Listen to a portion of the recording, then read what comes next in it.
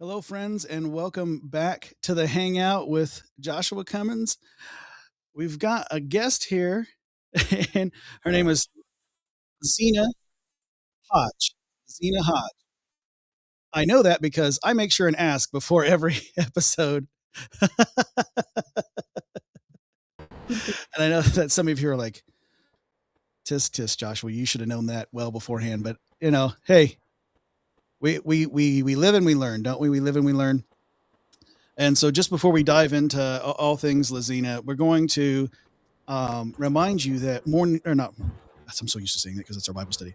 The Hangout is just one of many shows on Revolver Broadcasting. What is Revolver Broadcasting, you might ask? Well, it's an entire network of shows for your education, for your news, for your entertainment, for your pure joy. So if you haven't already, do hit the follow or subscribe button, depending upon the platform you're viewing or listening on. And also make sure that you're hitting the website, revolverbroadcasting.com. The website again is revolverbroadcasting.com. And if you do, you're going to see a website that looks much like this.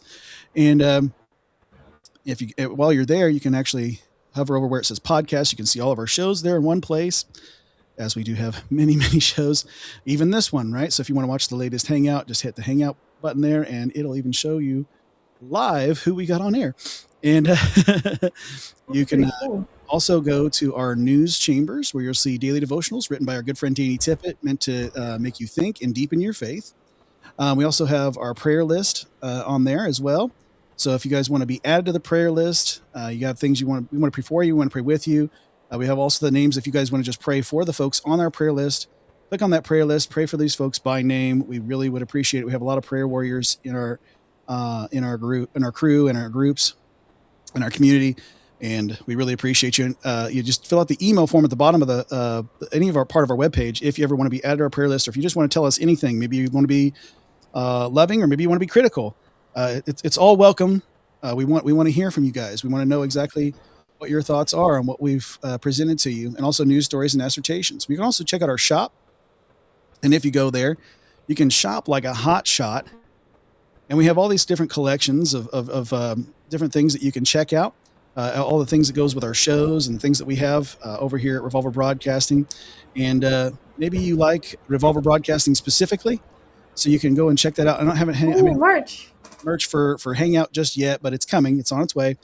But if you want anything Revolver Broadcasting, of course, we got the hats, the shirts, the mugs, the polos. And we've even got the Alan is Missing t-shirt. It's a running gag around here that Alan doesn't show up for a lot of shows. So we put him on a shirt as missing. So if he's found, please return him to Revolver Broadcasting. We do miss him. So as a matter of fact, Alan, where are you? Come on. We're going to do a Bigfoot hunt of sorts tomorrow to go see if we can't find Alan out in the wilderness. Oh, Alan, we're going to need you. Come on. I've never even met you. Come on, buddy. What has Alan's got going on in his life? What kind of compassion do we need to give him? I've known Alan since we were kids, and our job as men is to tease each other. That's it's kind of like how men operate. We all tease each other, and the more so, then the more we know we love each other. So that's what we do. I want to say real quick to Kanala, real quick. Over there on Twitch, you are more than welcome to always be added to the prayer list anytime. Like I said, always want to pray for you, want to pray with you. I want you to feel like you're always part of the community. If you guys haven't already, hit that like button. Make sure you're commenting. Make sure that you're subscribed or following, and make sure that you're sharing this content, because sharing is in fact caring. That's what Barney said. It's magic. I messed up your magic moment. I think it's perfect. Mentioning Barney while the magic's going, it's the joy of having kids. That's right. It's from that century. Well, I know my younger brother, he was obsessed. That was what he watched it every morning. He'd come in because he's 4 years younger than I am, and I love you, you love me. And I'm like, go away.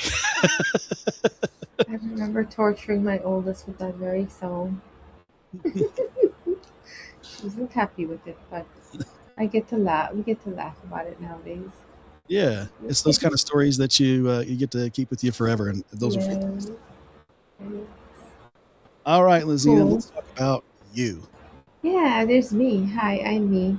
I'm Laziena. I live in Florida. It's really hot here. People don't like it very much on account of the humidity. But that's about it. That's it. The end. That's my story. All right. So, as I explained before the show, of course, for the newcomers, we always start off with some warm up questions, and then we get into the depths of who you are. Yeah. First warm up question would be, what's your favorite color? Oh, my favorite color is purple, but like the lilac one. Ah, so like a bright colored, right? It's yeah. Well, lilac. It's more like a lavender. Yeah, Yeah. yeah, yeah. Yeah. Yeah. That's my mom's favorite color as well. Oh, yay! Yeah, Yay! For gals. yeah. Yeah. It's a beautiful color. Yeah, I would think, I feel like I'm a little bit of a contradiction because I love red lipstick. It's a cultural thing. I grew up watching, like, sometimes I see my mom putting on her red lipstick in front of the mirror, and it's just something that like made me feel good. And I love Bollywood movies, so the girls are always wearing red lipstick. So I'm like, red lipsticks and red and blue looks really great on me. But oh my gosh, I'm all purple. I just love purple. No greater story than that, as far as my color goes. I can appreciate it. Yes. Yeah. Okay, and then so we move on to your favorite book. And which Oh, I have so many favorite books. This is gonna be hard. You asked me that question earlier. I mean, you said you were gonna ask me that question earlier, and I was like, dang. Okay, besides my own book, which we'll get to later. Yes. yeah, we'll get to that later. I would say, gosh, ooh, I would have to go with the Seat of the Soul by Gary Zukov. It I have many beautiful books that I've read, but that one, I felt like it really connected me to humanity, to look at the human experience in such a soft and loving way, with reverence that everything is sacred and we are here to co-create. And the when we look at each other and we can see the the gods within us, or whatever the essence of our spirit and our being, and just being along for the journey, I think that just warmed me up into falling in love with the human side of life. And knowing that I have a relational responsibility as well, instead of just expecting people to show up for me, I can show up for people too. So that just softened me into a big old, it just melted me really. And I read it 7 times, but I also have the audio version, and I have the physical copy and the digital copy, because it's always like if ever something's happening, I can just throw it on while I'm in the car, or sit outside with just read a chapter or half of a chapter, and it feels very centering and grounding. So that's the one I would go. It sounds like you like books about being intentional. Oh gosh, yes, yeah. I mean, for so long I was not intentional. I didn't have any awareness of that at all to know what that even looked like. So once I realized that I can choose my personal power, and I can be the creator of my dreams, and live from a space of clarity, and I get to create what I want and what I like and what I desire, and co-create with others. That word intentional became in part of my integrity. Yeah, being intentional is definitely a big part of what makes the universe go around for sure. Yeah. Um, and then finally, favorite movie. That's another hard one. All right, so it's a Bollywood movie. It's called Dilwale Dulhaniya Le Jayenge, and it's just this movie of these people that they meet and they fall in love, and their love, of course, was forbidden. But he wanted to marry her, so he figured he was gonna go and woo the family, and he did so beautifully. Got his ass whooped and everything, but in the end, the dad agreed that he can have his daughter. I think what I love about that movie, it's very honoring for male and female, to the depths that they would go to love each other, Um, I don't know, it's just very beautiful. It always makes me feel that love is possible, and no matter what we're going through, there's somebody for us. Yeah, I can appreciate that. Yeah, Mm. and well, and I know about love. I've been married 22 years, so yes, love is Really? definitely possible. Yes. You look like you're 22. What do you mean you've been married for 22 years? What? You're so kind. I'm 42. What? Wait, so okay, you were married at 20? Yeah, well, yeah, well, 19, but yeah, yeah. Yeah, I mean that makes sense. I got married in 10 days after my 18th birthday, so um, that makes sense. But unfortunately, I wasn't married for 22 years. That's good. Congratulations. That's what's up right there. So proof that love is definitely possible for sure, Yes. and Yeah. she's absolutely wonderful. Um, He has to say that. you know, when I was younger, that's how I would put it. Hmm. I have to say it, but as I've gotten older, no, I don't have to actually say that. I say she's wonderful because she actually He is. is, yeah. I And believe it. yeah, and it takes maturity for a man to admit that about his wife, and for a wife to admit that about her husband, Mhm. because in this world today, that people don't want to admit that about their spouse. They just want to swipe left or right, and they forget all about the wonderful things that can happen in a deep relationship. And so, yeah, after 22 years, we've learned to appreciate each other for better or for worse, just like in those vows, right? And so, yeah, it just deepens the relationship when you can truly appreciate each other, and that's why I can say, yeah, truly that she is a wonderful person, because I can take a look out, and around, look at the world around me, and go, whew, I dodged a lot of bullets. You're not wrong. You are not wrong, my good sir. It's so true. Oh my God. Oh, And I yeah. presume that she does the same. I can't speak for her, but I presume that she does the same. It's like I'm just gonna take this one, thank you. Yeah. All right. Now that we've got into the through the warm up Yeah. questions, now we're gonna go back. We're gonna go to baby Laziena. You're out of the womb, and Yeah. life has begun, and let's kind of start somewhere around there, and tell us Okay. about you coming out. Well, well, I was born in Guyana, South America. It is right between Venezuela and Brazil. It is the only country that does not speak Latin, any kind of Latin America, or Spanish, or Dutch, or Portuguese. Just all broken English because it was owned by the British for a while. So we have the Queen's tongue, and so it's a little island in the beginning of at the beginning at the top of the country, 17 square miles. So yeah, I was born at the cottage hospital. There wasn't a lot of medical devices that were available. And we didn't really have electricity either, or work indoor plumbing, or working water. So my mom had to get put on a speedboat, like a little boat, to go to a different island to get medical care while I stayed with like one of our family members. But it was it that growing up on that island was incredible in some ways because I learned a lot of, I guess, life things, like, how to garden, how to get milk from the cow, how to get firewood to cook on the outside. Like, you had to get really creative, and to even have toys and stuff like that. That was like all foreign. Like, what's a toy, Um, and I grew up, what I was told is that when I was born, my father didn't want me because I was a girl. And for men in that, I guess, the culture, having a daughter was kind of a shameful thing, to have a daughter first. So to the point, even when my brothers were born, he made sure that they took off the diapers so that he can see that they were boys before he even came over. So Wow. that was I grew up like, with that kind of sense that my dad just didn't want me. And then I understood that he had a daughter with someone else that was my youngest brother age. So that kind of really hit me. But at the time, as a child, I didn't know that. I just knew my dad didn't want me. He was very abusive. He always hit my mom, and it was very like what she went through with him wasn't okay at all.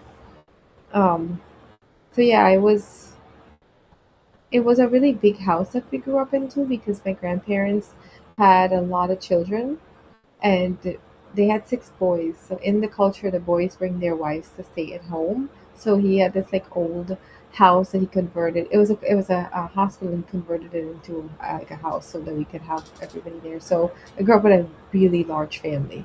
So that like sort of attributed to my need to feel belonged and part of community, because it was like childhood experiences.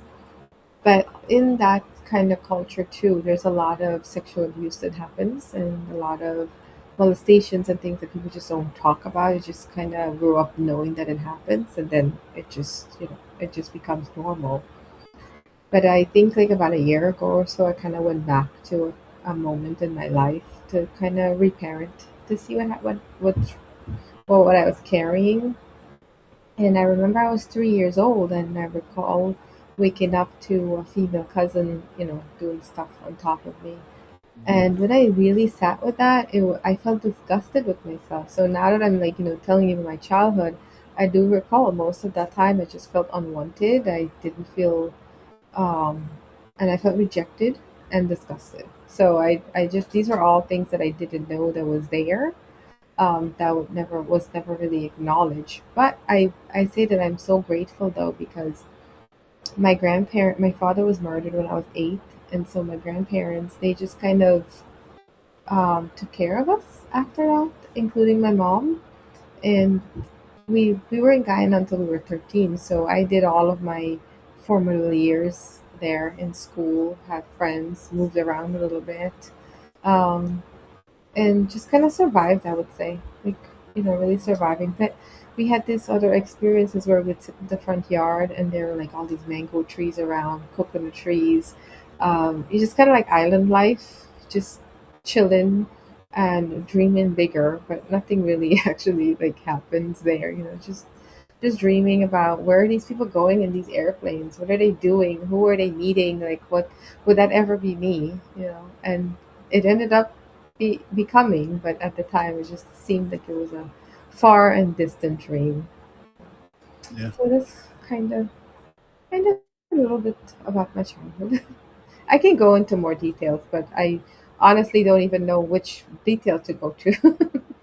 I can appreciate that. Whatnot. And so, uh, you know, something I've come to understand, and I'm sure you already know, and is when you face those, well, we'll call them what they are, the atrocities that you faced.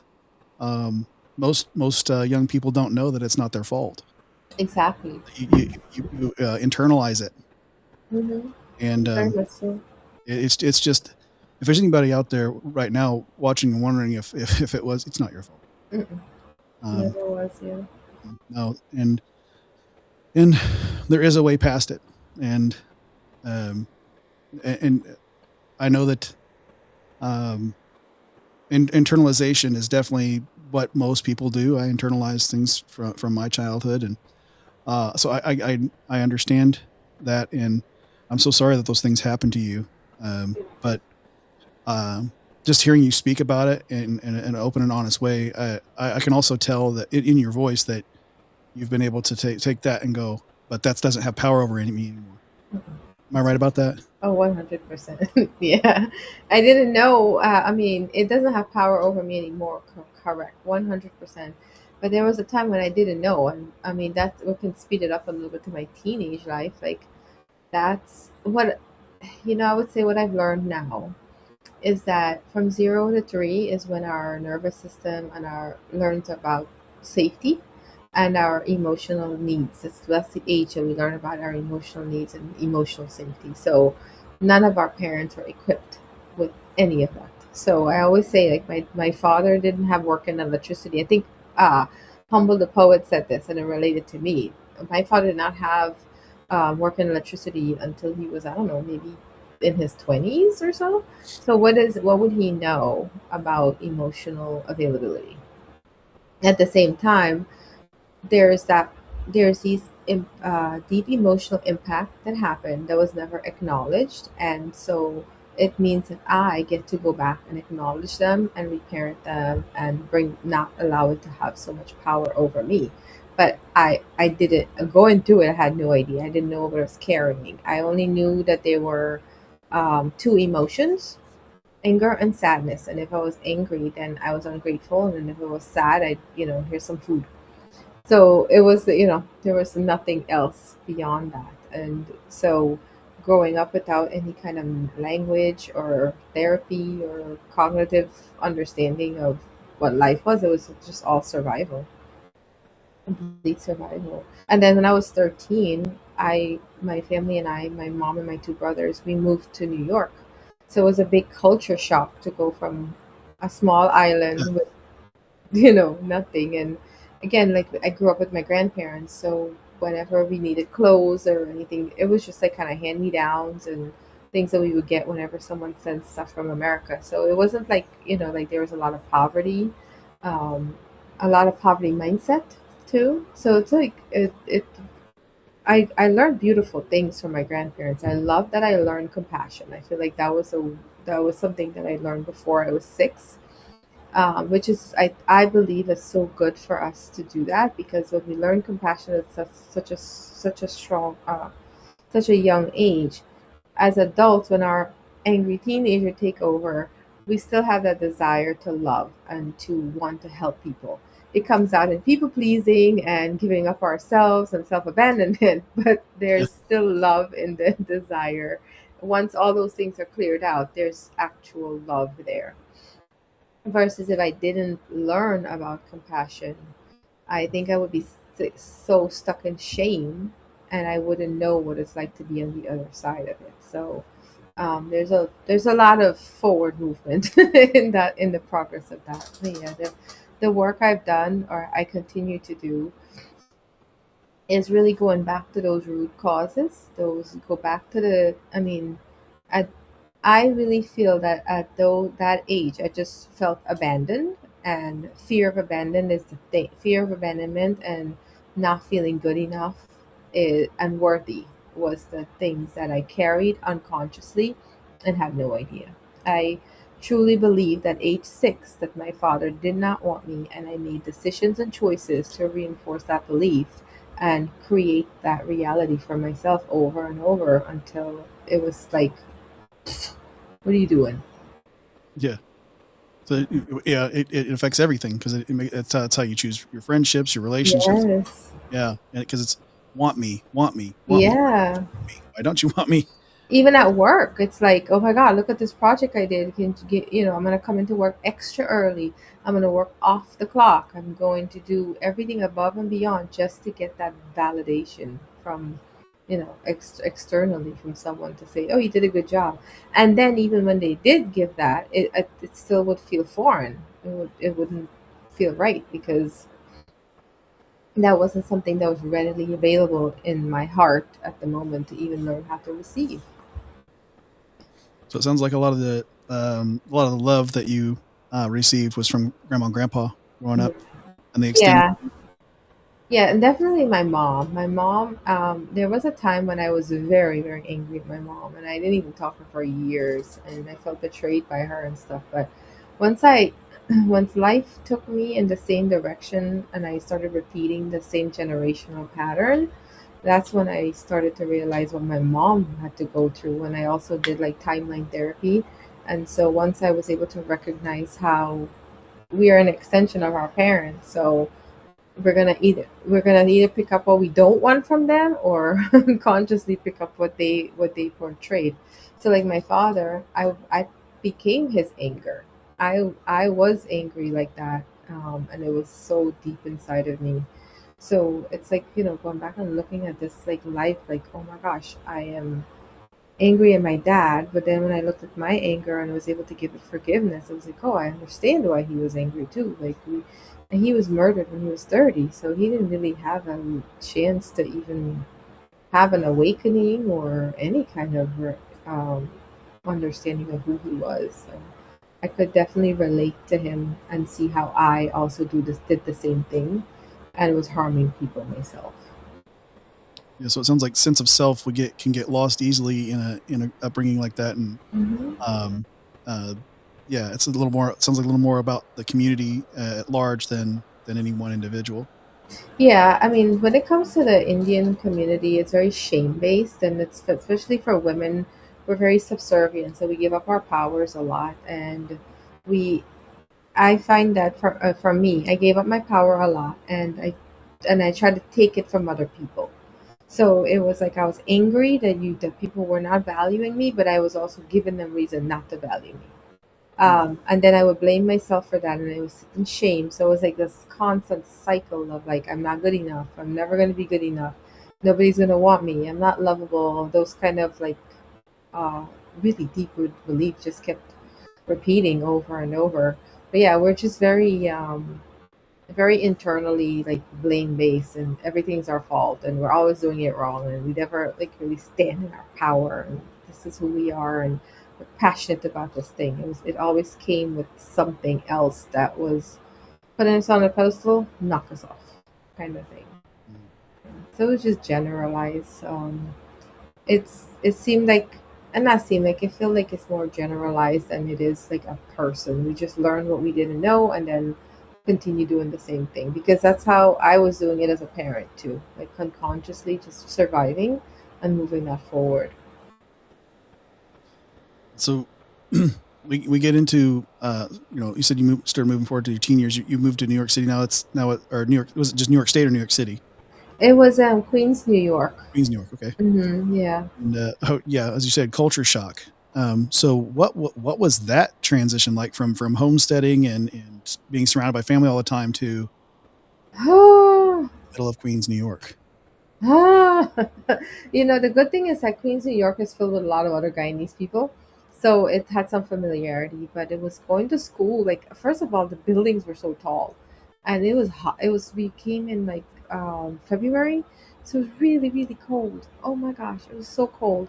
And so I couldn't breathe. I didn't know, like, there were seasons, and the culture shock as far as the weather was a big one. I kept getting motion sickness because what is this, cars like every, and New York City driving, you coming into the JFK airport, it was very intimidating, and then to have to go register and go to school, not knowing people, of course, fresh off the boat, dressing like, wearing, so awful. So when I started going to school, whenever there would be new people that came to the class, I would try to make friends with them, because I felt like, okay, at least they know what it feels like, and I'm safe there. And then eventually I became that person who like welcomes the people who just came, and just kind of guide them around and show them who they were. But it was this one time, like, we were walking to school, and a car hit my brother, and he kind of like flew to the other side of the road, and Mm. I didn't know what to do. Like, I was what, 13, he was 7. I had no idea what to do whatsoever. It was just kind of like, um, okay, are you okay? Can you just go back home? And then, like, it was just scared, because I knew my mom was working, and I didn't want her. And my mom was working, like, kind of like what I did too, like just working so much, not knowing that you can take days off, not knowing that you can ask for better shifts, like, ask for accommodation, or say, hey, I gotta go home, my kid's sick, or anything like that. It was just all like we had to be home by ourselves if anything happened. So that was very, very scary. It also interesting, because as I started to make more friends, I started exploring more and going out to different places, but it's still just kind of, it didn't feel like home. It felt like I was a stranger in a different land. And at that time too, I was convinced by someone in my family that was much older, that when I was 13, that it's a rite of passage to have sexual relationship with them. And so that happened until I was 16, and I didn't have, like, emotionally have a sense of myself. Like, I didn't, there was no me anymore there. It was just like a, a I have nothing else. I can't do anything else. It's just be here. That was it. It just felt very, I had no power, very helpless. Yeah, especially with no father at home to go to come through and say Hmm. this is how men are supposed to be in your life, and that can be cause for a lot of topsy turviness and disruption. So that for sure, I would say, was the cause of a lot of that. Mm-hmm. Just taking a look at what you've said so far, and then not being able to talk to mom because she's at work all the time. So those conversations probably, if they did come, they were late at night and she was already tired. And Mm-hmm. Yeah. And I think though too that as I've learned now, the father energy teaches us how to love ourselves. That's how we attach our self worth, and the mother energy teaches us how to nurture others. Mhm. So I mean, from a very young age, I never had that. And again, my mom was there, but my mom was also married when she was 18, arranged marriage to someone who was very abusive. And I don't want to make excuses for my mom because I love her so much, and we walked through a lot of repair, but prior to the repair, I was like very angry with her and I blamed her for a lot of things. I and now I'm getting it from my teenager because of it. But she's me. But it's like there was so much resentment in my heart and sadness. Like I just didn't feel like I had anywhere or I didn't belong anywhere. So as soon as someone said, "Hey, this person's looking for someone to get married to. Do you want to get married?" I was like, "Okay." So I just agreed to like a arranged marriage just to get away, to feel something different. Because it was like I had a boyfriend, but it wasn't. I don't know. It didn't even feel like a boyfriend because I was still tied to this shame with this family member, and then they started to send out those you can go to school distance, and I wanted to go for psychology. I was so interested in that, and I thought that was going to be the thing that the spark that I needed. So I showed one of my cousins who husband who I felt like they've been in the country for a long time, they can guide me, and he just laughed at me. He's like, that's a scam. Why are don't be stupid. Like it just made me feel so like bad about it. And so I never really, pursued it. I just kind of tossed it away and gave up on myself. Like, and again, it's not up to him to give me advice. He just did the best that he could, but it just really destroyed a lot of any kind of belief that I could have had in myself. In that moment, it was gone. and that paired with your lack of understanding of whatever's going on around you, and the constant barrage of people uh, abusing what trust you did have in many different ways. Yeah. I'm sorry that you went through all these things. This is, yeah, it's even rough to hear, honestly. Right. Um, but I'm glad that you're here and you're being open and honest about it, because I think there's so many young people, not even just young ladies, but so many young people out there that needs to hear things like this, because look at you now, right? I mean, Yeah. you're here. You're a wonderful person. Very kind. I mean, right out of the gate, I was like, I could feel the warmth Thank you. of your personality, and so I was like, okay, this is a very kind person. This is a very loving person, and and so if you can do it, of course, like we always say over on our other shows, like, hey, if we can do it, then you guys get out there and do it too, and find hope in that. And Yeah. I know that it's very encouraging to have you here and telling your story. Thank you. I will say though, Josh, this kind person that you're meeting right now, she only came about like 7 years ago. I was not this lady at all. At all. Like just a shell of who I am now. After I got married to my first husband, it was a very abusive relationship. Um, Physically, emotionally, everything. And I had my oldest daughter with me at that time. Um, and there was a day he didn't like to work for anybody else. He wanted to work for himself. So we were doing the handyman services. Yeah. And my daughter was with me, and we were building fences. So I went to go move one of the board, and she was standing on it. So I asked her to move, and then she moved, and I pulled that board out, and there was a bunch of snakes there. And I was like, okay, that's I'm not doing this anymore, you know. And I decided that I was going to get a job and I was going to put her in daycare and I was going to work overnight at Walmart and, find a way to leave him. And I really, really thought that he was going to kill me. Like, I really thought that I was going to be, he was a very angry man. And we were married for 6 years. And there was a day, there was a bunch of hurricanes that happened in Florida. It was in 2004. There was like 3 hurricanes that came. And he threw like this fan at me. And my daughter came to me that night and she put her hand on my face and she's like, Mom, it's going to be okay. And I was like, I'm not doing this.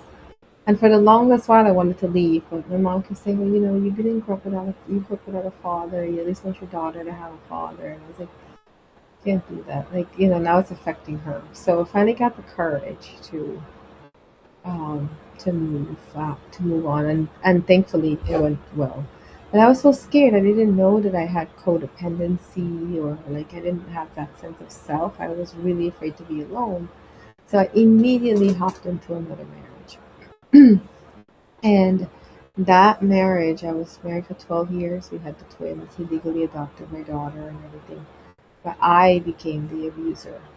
I was the emotionally unpresent mom. I very, very harsh in punishment, abusive punishment. I would even hit him, my ex-husband, very demeaning. Oh my gosh, you would think that I was a narcissist, like very available to my children. Knew that I loved them, but they also, even sometimes now, if I'm talking to them and I like get happy and I raise my hand, they do this, and it's like, I did that, like that was me. But it wasn't until it was April 19th, 2020, no, 2019. My ex-husband called me and he told me that my daughter had moved out and just abruptly, I was like, why did she move out? But at that time I thought, her and I were not talking for a couple of years. But I would say like her teenage years, it was very rough with us. And I'll tell you why in a minute. But he called me to tell me that he had a very inappropriate relationship with her. Mm. And that, mm, Take your time.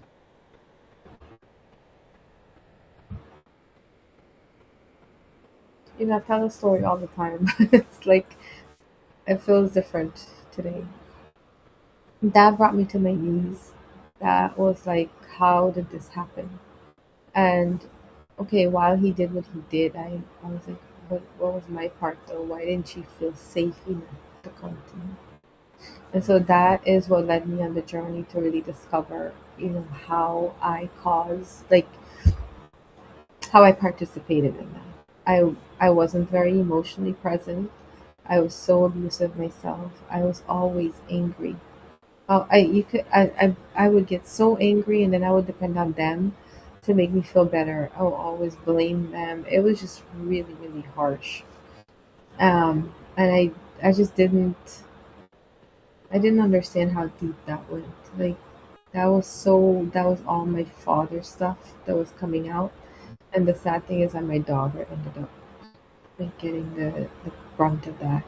So when that happened, I was like, okay, where are all the people who have overcome this? Because this happens a lot. And there I was 38, and I'm like, my mom went through this. My mom had 2 kids, 3 kids, same as me, going into my 40s. So is there really like love is not there anymore? Like, are you kidding me? What is what is the real truth here? And so I started to go to therapy. I was like, everybody's going to therapy because when this stuff happens, it doesn't affect just the survivor, it affects the whole family. And I witnessed how that happened in my childhood. And I'm like, this is not something that I wanted for my daughter, especially finding out 2 years prior to that, she finally felt safe enough to open up about other sexual abuse that happened with someone else when she was 10. So for this now to be the father of her that she's known to do this, like it was just devastating. And I was like, this has to change. And that, oh my gosh, I learned about the attachment styles, and I immediately was like, okay, what did I do to my children? I needed to undo all of that now, right away. Like I had to face all of that. So, So it sounds like you had a lot of emotional baggage to drop, and you had to find out a way to break that cycle that just kept perpetuating through a culture of it. It sounds like. yeah, because that's what I was saying. I was looking for people who were going through the same thing, and I found them, but they were hiding. They didn't feel safe to talk. There's a lot of shame that came with it, a lot of self blame, a lot of how am I going to do this differently, and then at the same time, there's this. I'm a woman too, like I my self of esteem was just gone. I needed to become the breadwinner of my family because my ex husband was the one who was the main breadwinner. I was only working part time, and now I have two other children who's lost their sister and their father. And mom is now working so much, so it was literally creating my mom's life again. And so I I kept reaching out to people, and they were just out of reach. I just didn't feel like I could connect with anyone, and there's so much shame now. That Let's talk about the divorce itself. The criminal law and family law, they don't talk to each other. So unless he's been convicted of a crime, there is no crime. No Yeah. matter if I have the evidence or I have seen the fallout of it. Every time I went to court, I was told that I was parentally alienating my children from their father. And I was like, well, I don't care if that's what the law says. I'm still gonna fight this. So I had to work like four jobs to get $25,000 just to get a divorce. Oh, Get custody of them, plus hire a guardian ad litem to speak on their behalf again, because with no um, with no conviction, he was still allegedly. That's it, just allegedly. So that was really hard because I was sleeping like 3 hours a day, cleaning like, oh my gosh, I remember I was cleaning this diocese. It's a Catholic, yeah, it's a Catholic ho- home office, so to speak. mhm. And every night, like as I'm going through, these people, they have their cubicles, and it's a religious place, so there's Mary everywhere, like different kinds of and divine guidance and stuff. And I would just stand in front of Mary at her feet crying every night, like, help me get through this, because I didn't know how else I could do it. And I didn't know what the outcome of the court cases was going to be. But I told myself that no matter what, my children was always going to know that I fought for them. And that kind of led me to the road for redemption, because they opened up their heart and they allowed me to, you know, to be the mom that they needed. It came with doing so much work, going to an experiential inner child workshop, even realizing how I had abandoned my own self to to my attachment styles, and learning their attachment styles, and to have this whole opportunity to repair my relationship with them. And so as I was going through all of that, and I finally got custody and everything, I started to date my lawyer at the time. And it was like, Interesting choice, I'll say. yeah, it was, I felt like I was so conscious in the relationship, because I saw how, okay, there's so much more to relationships. It's not just you get married or you fall in love or anything.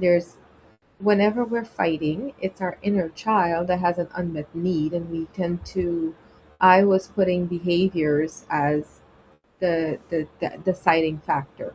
So we'll have this 90% of relationship that's warm and loving and caring and meeting each other's needs. But then when there's an unmet need happening and we're fighting, that is when we make decisions that says, I'm no longer wanting to be in this relationship. I'm going to put up walls. I'm going to push away. And as an avoidant, I had no idea what emotions meant at all. I didn't know that anger can sometimes actually be sadness, or anger is fuel, or anger is a motivator. I just knew that I was angry, and somebody was going to get a lot of that, or, you know. I have a lot of unmet needs. I don't know what they are, and you're responsible for them. And then if you don't meet them, then I'm going to punish you for it. There's so much of that to unpack, and I had no idea this all played a factor in that. But I was like very, very conscious in that relationship, and I was like, I really want to make sure like love exists. There's no way that it didn't, and that showed me that love did exist, and that we can I could have happiness and from a place of myself. But then this this person, he had a lifestyle where he liked to go to different countries all the time, and I didn't feel safe with that. So I would ask like, okay, can we make dates? Can we figure something out that would allow us to spend time together? And that didn't happen, and he ended up having a child with someone else in a different country. And that threw me for a loop. Like, I just came out of this marriage where there was this big, huge betrayal. This is the person that told me that I needed to heal more, I needed to grow, had all of these expectations that I like literally felt like I wasn't good enough for them, and I became good enough. Like, I was just doing so much to like make sure that love won or love worked. And then to like get that feel that the level of that betrayal, it completely destroyed my heart. And so I've not only had like, and all happened from 36 to 42. Like, that is the most revealing years of my life, that I am the one who made all of these decisions because I just wanted daddy to love me. And instead of finding that within myself, or not even knowing that that was within myself, I became this person that destroyed my children's self-esteem. Wasn't the parent that they needed. I was parenting from what I didn't even know I needed, and parenting from shame and regret, and feeling like I was blamed and responsible for all of these things. So now, like, really, this is what I get. I deserved a little bit more than that. So it's like a very humbling experience, because now I know I feel more connected to who I am, and I believe in myself in a way that I'm not going to abandon me anymore. And knowing that I'm not going to abandon me anymore is what keeps me from abandoning other people and showing up differently for them. And I get to I get to harness the power of love and unconditional love, and bring that into the world, instead of this, from my 20s to my late 30s, being so awful to people, being so dismissive, not acknowledging feelings. And the minute my children would tell me something, I would attack them. Like, they're kids, they're my kids. And to see how everything that I avoided doing, it ended up punishing them. They ended up getting the brunt of it.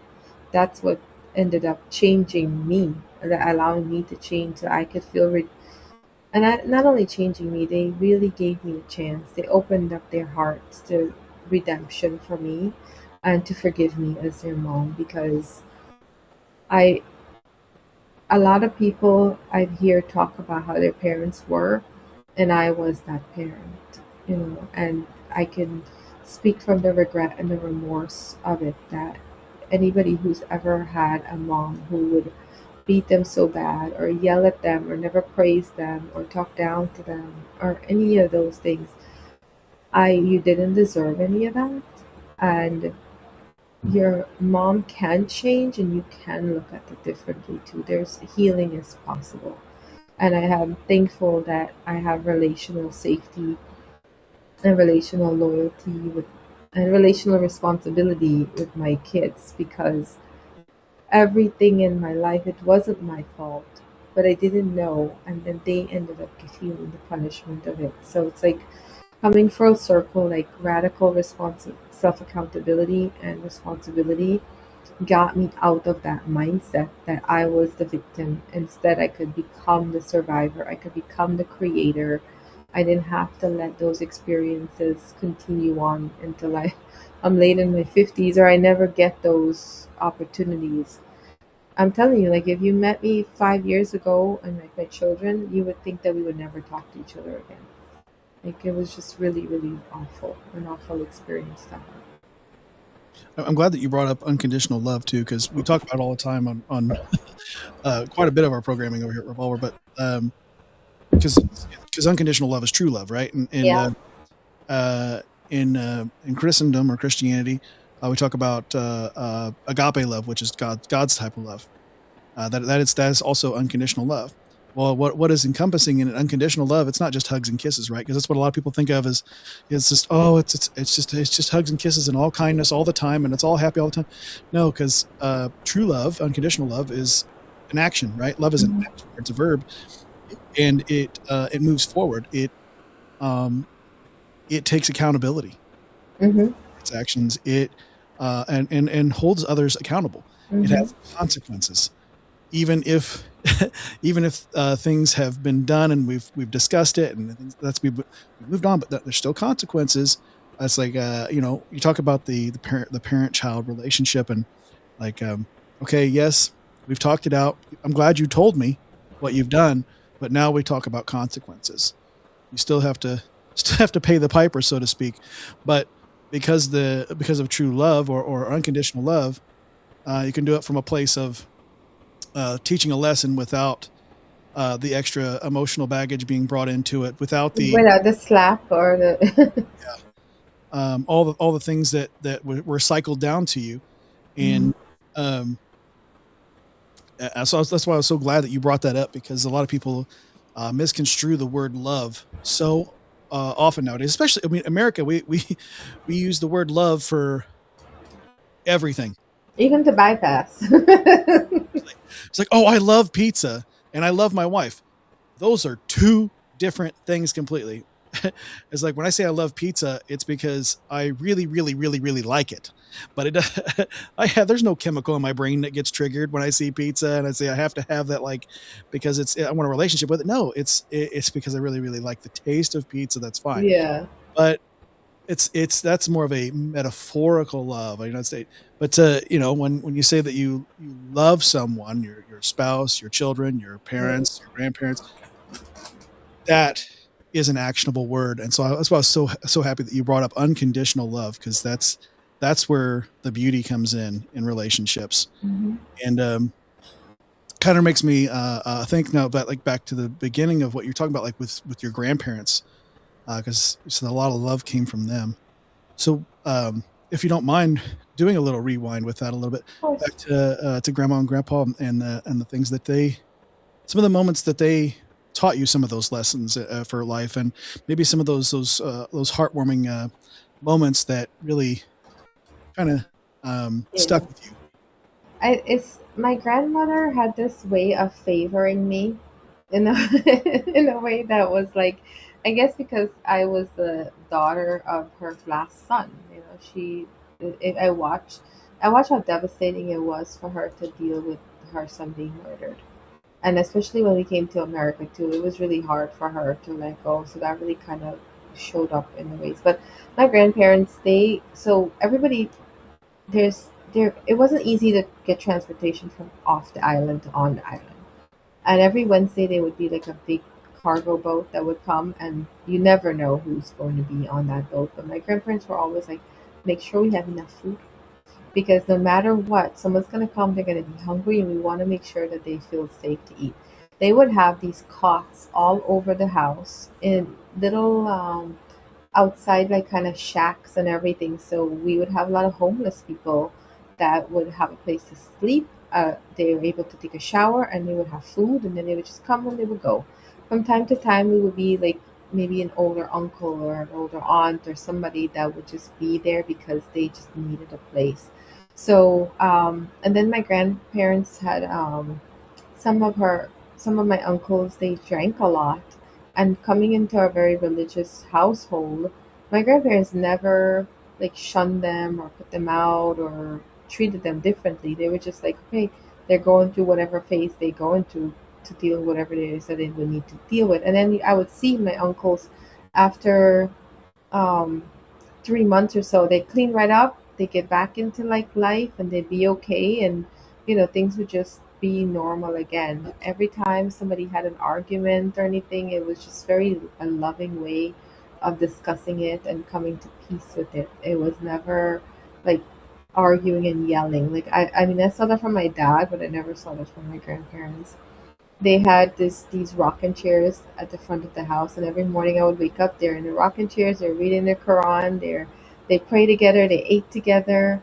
Whenever my grandfather went away and came back, oh my god, my grandmother would miss him so much, and she would like fight with him, like play fight with him, just so she could get attention, like a little baby. Um, and they were very sexually active, like not in your face, but very like modest about it. But like we just knew that they loved each other. They Whenever my grandfather had to make any kind of decisions about their businesses, she would be involved in it. My grandmother had ran the women's organization. My grandfather took care of the mosque. So it was like they had that balance of what healthy love looked like. And it would there was one time my grandfather got upset with me, and it was like one time, and it wasn't it was like the most life changing thing for me, because my grandfather was mad at me because he believed in me, and he just didn't want me to like be embarrassed about myself. It wasn't even about him, it was about me. So it was just like having this house. Whenever I got sick, he'd always like say a prayer over me, and he would like blow his breath all over, like like a shaman almost. And he had like this baby breath. It wasn't like, I still remember it to this time. And when I was in my 20s, scooting back a little bit, I wanted to spend time with them because I felt like they took such good care of us, and I wanted to give back to them. So I was, yeah, I had my daughter, and I went back for 2 months, and that was the 2 months where they both passed away. My grandfather got, within 13 days of each other. I literally saw him take his last breath. So these people were, I mean, their presence alone felt very safe. The way that they would communicate with me, and I can't speak for everybody else. I just know that's what I saw. They were very loving. You always felt taken care of whenever you were around them. They always took the time to listen, and they were very loving and cuddly and very touchy, kind of, not in like very appropriately touchy. That's why one of my love languages touch, because I love feeling comforted, because that's how I grew up. Just to see that they were. My grandmother even said, "When I pass away, I want you to uh, because everything is in the fields, right? Go you kill a bull and you feed everybody. Make sure that everybody has something to eat." They were just so humanitarian, taking care of people. Always saw the need and fill the need. They didn't want to take from people. If anything, they would just give as much as they could. Just wanted to give. So that was kind of. I mean, I just really loved it. I really, really loved, and I'm so thankful that I had them in my life, because I feel like if I didn't, I don't even know what life would have been like, honestly. They were the pillars, like the matriarch and the patriarch, the head of the household. And they ran a good ship. So it sounds like that not only did they bring a lot of love into the home, but they brought a lot of real unconditional love. Yeah, So you had a picture of that, yeah. at least in a part of your life. And in the community too. So it was like, like I said, there's this, most Muslim family can be very strict, but they just like they were okay with us going to a Hindu temple or hang out with our Hindu friends and I would ask to go to Sunday school. It would be no problem whatsoever. They didn't get into debates. I remember there would be Jehovah Witnesses that would come to the house, and it would be loving conversations, like just conversations about religion. It didn't feel like a debate or trying to convince anybody of anything. It was just very, very accepting of just everyone, and that's like, I don't know. I feel so attached to that, like very connected to that. Yeah, everyone's in a pursuit for truth, and so having those conversations is what allows us to come to what truth really is, right? Yeah. Because there is a one objective truth, but in order to get there, we all have to sit down and have the conversations. And if we Yeah. don't do that, then we'll never get there. Exactly. And we have to see what's true for us too, right? Like what resonates with us. But yeah, I mean that's the reason why most of my relationship with men don't work didn't work out is because I didn't know about this subconscious thing, right? Like I love my grandfather, so when I saw kindness in a man, or like, oh my god, this is a patriarch of the family, he's very smart, he's taking care of things. But then when they weren't meeting my needs, I'd knocked them off that pedestal, like, because I was looking for my dad's love. So it was like a very like, nope, you're never gonna be good enough like kind of behavior. So now that I feel like I've done so much deep work with that to be able to recognize that my grandfather was an amazing man, and that's he showed me what love is. But I still need to decide for myself what kind of love I want in my life, and what I'm going to accept in my life, and also learning how to honor a man, because to go in unconsciously and expect him to meet all of my needs and touch all of my know all of my dad wounds and take up all of my dad wounds on him, that's not fair. I ended up having to be the masculine in in my current life. And so the more I honor that part of me, where it's like men, for example, right? Grow up, as soon as you're born, you have responsibility. You got to carry on this legacy that you don't even know you have, right? And then you're going to work. You're solving for things. You're the head of the household. It comes with a lot of pressure. It comes with a lot of like where who meets you, and who can hold you and all that. And I didn't know all of that. I didn't know how to care for it. So it took me like loving that part of me to really be able to see that I can love that part in someone else without that attachment or that need for them to do something for me. Reciprocity, of course, is important, but to that, I felt like that one-sidedness of it was so unfair, and it meant me having to walk that path as well to understand that. Yeah, and you being open to that about that, it's something that's lost on a lot of young women. I mean, and unfortunately, it was forced upon you, but you see that a lot with American society now. A lot of young women, they have these expectations of, well, a man is supposed to provide and protect. Okay, of course, a Hmm. man is supposed to be also, but he also supposed to be 6'6" and have six figures. And I'm like, you you're not going to get that. I'm sorry, but it said, but you can get somebody that will provide and protect, and the expectation for that should be someone you want to follow. Hmm. That's it. Yes. Yeah. Yeah. That's it. And then for the young men, if you're listening right now, you need to be, if you're going to be a husband, if you're going to be a patriarch in your family, you need to be someone she wants to follow. Hmm. You'll never be a husband if you're not someone she wants to follow. And so when those issues come, when maybe there was a past relationship where that baggage gets brought into the new relationship, you have to be able to go, hold on, is this about me, Hmm. or is this about something else? And let's discuss it, instead of, because 22 years of marriage. Okay, so there, when you're young, a lot of this, you always and you never, those absolutes, Yeah, the absolutes. Ooh, the absolutes. and all it does is stir up more trouble and Hmm. get you in each other's faces, and it can end relationships. Hmm. Hmm. And so I'm glad that you brought that up. And also, when you mentioned the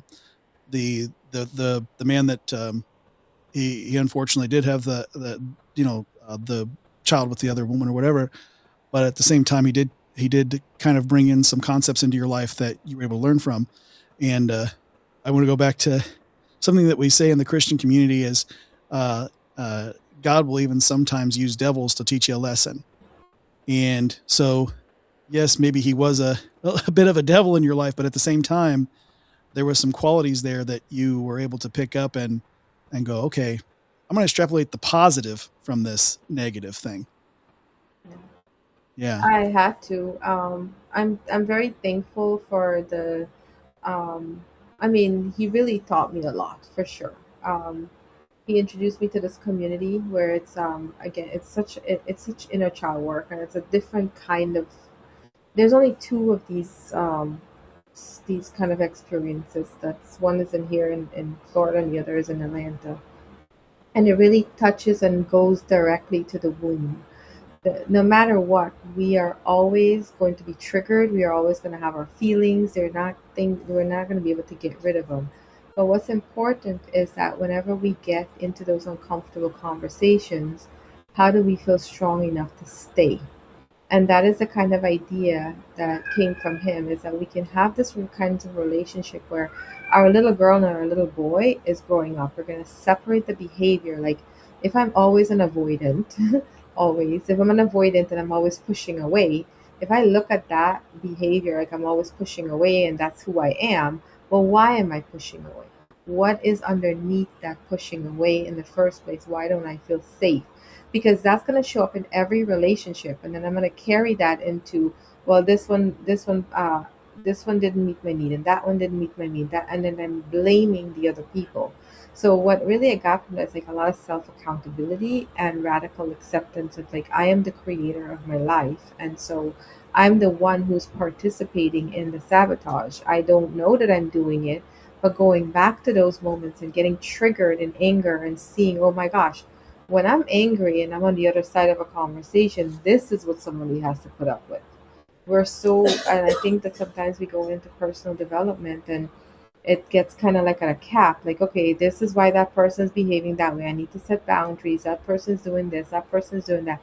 But what is our experience too? Like, it's a, yes, acknowledge the impacts, but what's my tone like? Did I roll my eye? Am I too, like, can you feel me wanting something more for you than you want yourself? Or do you hear that resentment in the tone, the undertone, what's behind the eye roll or the deep sigh? And so when we're meeting each other in those spaces, that is when relationships don't last. That's when my limiting belief currently is that people leave when it gets hard. And so, unfortunately, that feels true because that's my experience. So, now how do I create that? How do I add vulnerability to the space? How do I, let's say, I have a partner and they're, well, I'm going to use my children. Like, when my daughter is upset, I know she's upset because her nervous system doesn't like to feel blamed. So, when she's feeling blamed, that's that little girl inside of her who her mom made her feel like she wasn't good enough, and that's what's coming up. So she's like, somebody's either saying, please love me, look at how much I'm loving you, can't you see that's what I mean? But that comes out as, you always do this, you always do that, you never do it right. Or the other person is like, I can't put up with this kind of love, and this wasn't safe for me when I was a child, so I'm going to pull back, I don't want this. But we can meet each other in those, we can stay there and explore it together, and really go to those inner child wounds and co-regulate it together, and eventually they're no longer wounds, they're healed, they're scarred up, and they're no longer the same behavior pattern, and we get to feel witnessed by the other person. So these are all concepts that I was actively practicing with him and learned from him, and then I just started doing it more with my children and the people that I care about. And I was like, yeah, this actually makes more sense, because if we just write people off, I was written off with my anger. And if I hadn't, I feel like I've gotten to this point where was able to feel redeemed, and I want other people to know that that's possible. Repair is possible. You don't have to get angry and just walk away from something beautiful. And I think a lot of faith-based men understand that. A lot of it takes a lot to be able to sit with that. But again, those are all beautiful lessons I've learned. Betrayal has taught me that I'm the one who betrayed myself, because I stayed in a relationship because, yes, there was relational promises that was made and I believed them, but I also loved the potential. I wanted my dad to love me so bad, because exactly the same thing I recreated, right? My dad had a child with someone else. Here it is again, someone with a child with someone else. I even went so far as to say, well, I will be accepting of that child for someone else, because as long as it gets me you. And that was something that I was wanting to make sure, because my little girl met his little boy, and I wanted him to know that I was going to not abandon him. But at the same time, I was abandoning me. And so being able to recognize that I have now have the capacity and the tools to take the lessons from this relationship and transmute it into a framework that can give other people a chance to be in relationship with each other. And that was a lesson that I needed, right? Does it hurt? Oh my God, yes. Like so badly. There are moments when I just like, how could you be that person that told me that you loved me and that I was worth it, and like you didn't feel like you earned me or I was your person, and then turn around and just like, oh, don't, no longer want you, zoop, go away. It was just like so devastating. But the grieving process and being able to use all of the tools that I've learned has helped a lot. And that's also why I want to be able to create the spaces where other people can express those feelings, or at least have a name for it, or get witnessed, so that they can get what they need from it to turn that into their purpose and live from more truth, more embodiment, more integrity, and just show up for, not just show up for others, but show up for ourselves. So you're absolutely right. Long story to say that it was a lesson that I needed, and the same way that I felt hurt by him, I also hurt my ex-husband that way. I mean, I didn't have another child, but I did cheat on him. I was so out of integrity. So those are all damages too. So in a way, I had to face me, and those are the parts of me that that's what I need to go through to do it. Um, and that sounds all nice and fun, but like yesterday morning, I was in tears for like 2 hours, and it takes time to sit with myself and just witness it, let it pass through me, and give myself a chance to love on me now for that version of me that believed in love and really believed in a different outcome, and also realizing that I was putting love in a container, and love does not, love just is. It doesn't necessarily have to come from one source. And when I look at it from that lens, I have so much love around me. It's overwhelming sometimes, and it's really beautiful to experience. Yeah, and it sounds like through the pains, you grew, and you also saw the opportunity, as opposed to at some point, so you saw the opportunity in the failures. They were just stepping stones on your way to success, Hmm. and in this case, emotional success. And I know that, and I've been told this all my life, but I've observed it as as I've gotten older too, and that's that women want to be wanted. That's girls. I should say girls and women. They want to Hmm. be wanted, and then men want to be needed. Always want to be needed, and so I see that playing out. Like, as I've interviewed men and women here, and so I've seen that, like, men is like, well, what can I do to put a wrench on it? Hmm. What can I do to put a wrench on it? I'm going to fix it. I'm going to fix it. I'm going to fix it. I'm going to fix it. And if someone doesn't need them to fix it, um, they don't know what to do with it, Yeah. and that's why they get frustrated. And then I've noticed that with women, it's I want to be wanted. I want to be pursued. Like, it's like with the father's love. I want dad. Yeah. You I know, want my daddy to love me. and then so and when you don't get that as a child, and it's pursued in adulthood, and say, Hmm.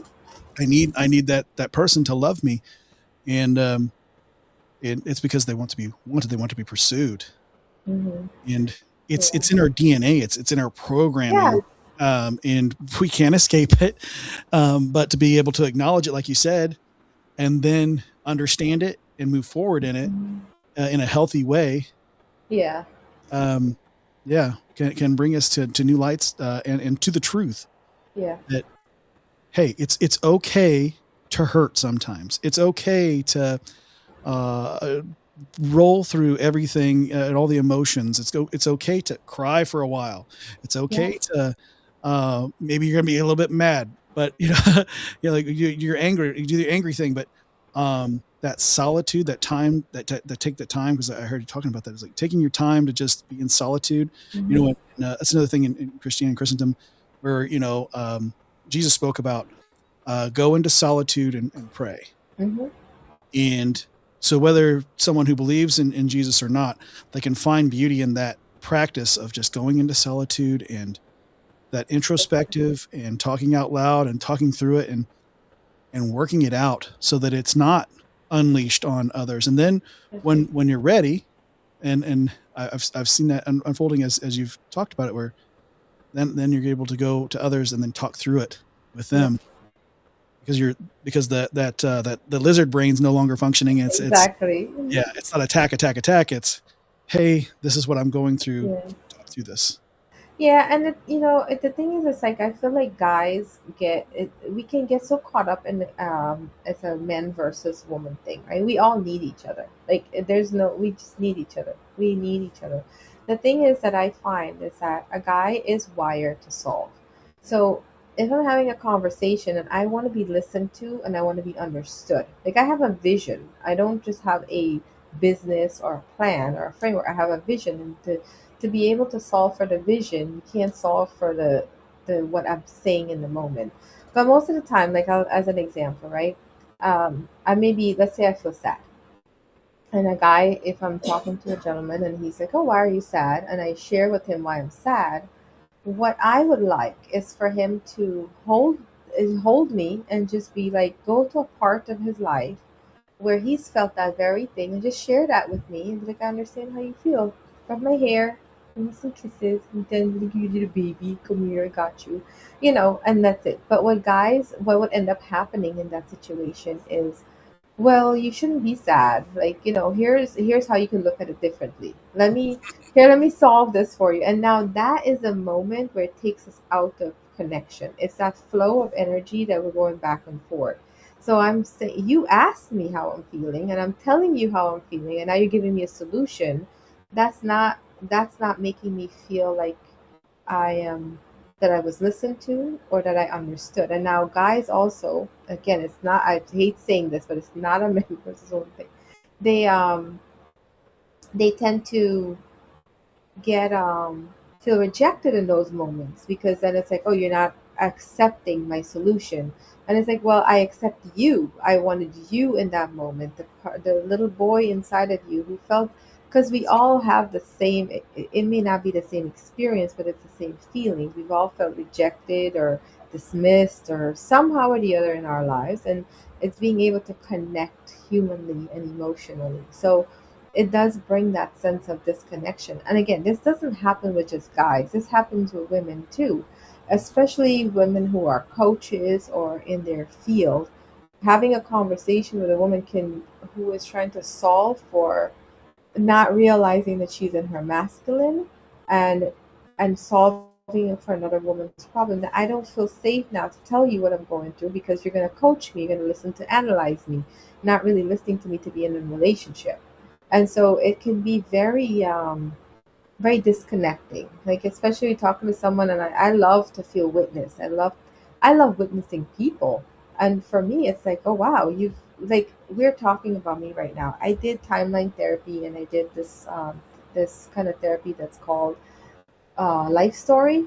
So it allows you to zoom out and just look at your lifeline. And so when I'm learning about someone, I want to know, like, what their limiting beliefs are, how it shows up, how do you behave when you're angry. Because no matter what we have done on the journey, and no matter how healing no matter what amount of healing we do, it's those moments when the anger comes up and the sadness comes up. It's our unmet need. And so if we don't know what our unmet needs are, we're going to try to meet these needs in different ways, and it's going to continue to have a mismatch and a clash. So I really believe we have to take the time to get to know one another, to really understand what our nuances are and how we like to be loved. But more importantly, how are we also receiving love? Because, oh my God, I will tell you, Josh, when I was, my ex husband would always buy me things, and I would throw them away. Every time he gave me something, I would throw them away. There was this time he bought me a cake. My birthday's February 10th, and he went out and bought a cake, and it was February for Valentine's, and it had this big old lips on it. And I was like, I don't want this, and it was yellow cake, and I threw it away. Oh no, I hope you can still hear me, because Yeah, sometimes. yeah, I can still hear you. Yep. And I didn't realize that that was because my love language, gift receiving, zero. And that's because when I was 6 years old, I saw my dad passing a gift across the fence, and I thought that it was mine. Someone said that it wasn't mine, that it was for his daughter that he had, who's now my sister, right? But at the time, I was just like, I don't have no sister. So I thought that's what it was. So in that moment, I energetically put up this block and I tied my value to gifts. And so I was rejecting love. Like every time somebody gave me a gift, I'm just rejecting it. So how many of that us could possibly have stories like that we haven't even unearthed or even talked about? So me lovingly trying someone lovingly trying to give me a gift is a big trigger for me. And I've now put a block in that exchange and that flow of love. Being able to like tell somebody like, oh my God, I want you to have this experience with me. Just trust me on this. Let's go on this adventure. And they're resistant to it, but that adventure would give us such an opportunity to be together because when it comes to relationships, none of us, like especially as you're married, right? You when if you are in a position that's above your wife, she's not going to feel like you're equal. And then there's sometimes when she wants you to be in that position to lead, right? But whenever we're starting out, we have power struggles that happen. We have one wants to be heard, one wants to be seen, one wants to be honored, one doesn't know how to do it. So there's so many different nuances that can make a relationship really stronger, or it can make it like something that I'm out, I don't want to do this, I gotta go. And especially that you've heard my story and everything that I have been through. For me to like go on date now, I the work that I do is I hold people in the on these very tender places. So I am going to need somebody who understands what I'm going to need when I need to give myself love, or I can't, I don't have capacity. It's also important for me to not demand that from that person. It's important for me to learn how to do that for myself. So when I do have that gentleman in my life that wants to be with me, he also has a capacity for me. And he won't be able to have the capacity for me if he's going to keep solving for everything. And if I'm not telling him what I need, or communicating with him what I need, or solving my own, being able to not receive for myself, because then I'm going to block his love.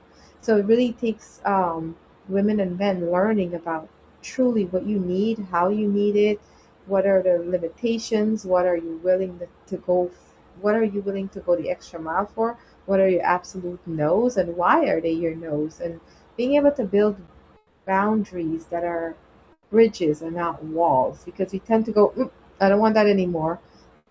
We don't even explore beyond that, and it's an emotional, impactful moment that goes unacknowledged. It's like the best way that I can describe it. It comes to communication. Mm-hmm. It all boils down to communication.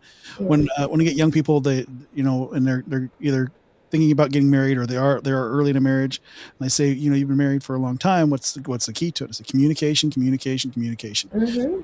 But we're arguing right now. Okay, well, work out your anger separately, and then come back together, Yeah. level-headed, and talk about it. Yeah. Talk through it.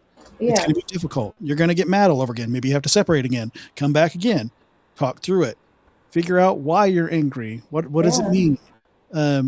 Is it coming from a place that you're actually angry at the other person, or are you angry at something else? Yeah. And, there's a level of emotional maturity that will come from that.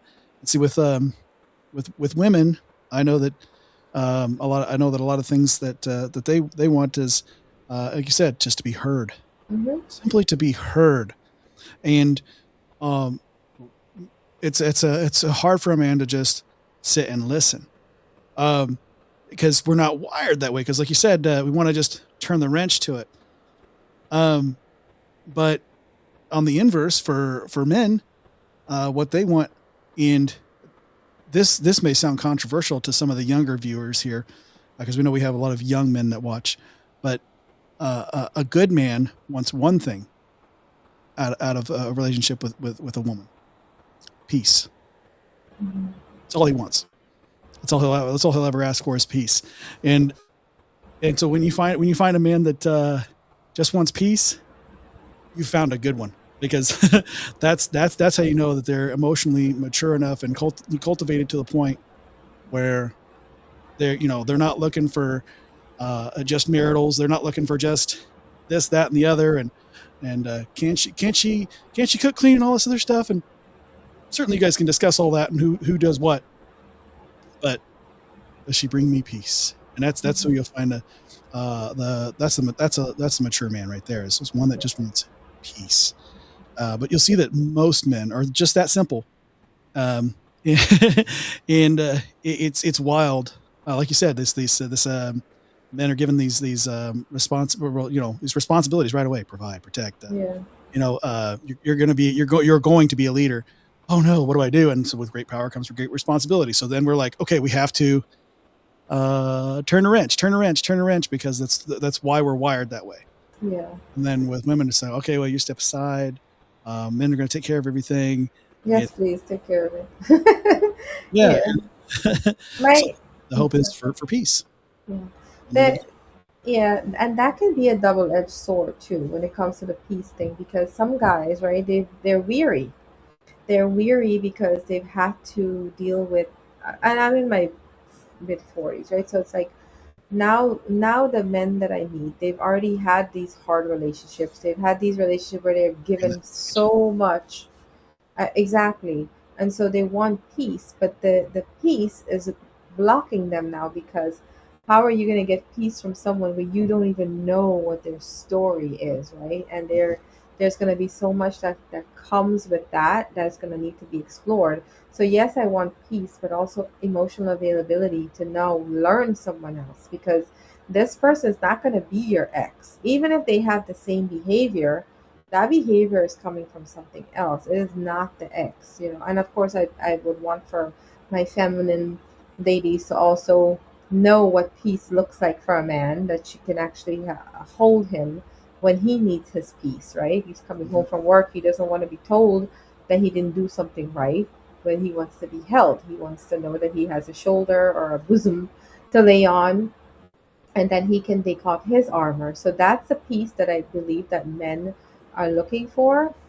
I just also encourage them to look and see what peace means. What are their absolute no's when it comes to that peace? Because I've met some very nice men, but their version of peace meant that they were not going to get to know me, because I'm a very and I know we're going to get into the work that I do, because I do a lot of emotional work. So emotional intelligence and emotional capacity is going to be needed, and so that can be heavy if my dude hasn't worked it out within himself. It's going to be heavy, but I know for me it's not always heavy, because I understand the reason for it. So it's like, we have to, I really truly believe that we can only meet people as deeply as we've met ourselves.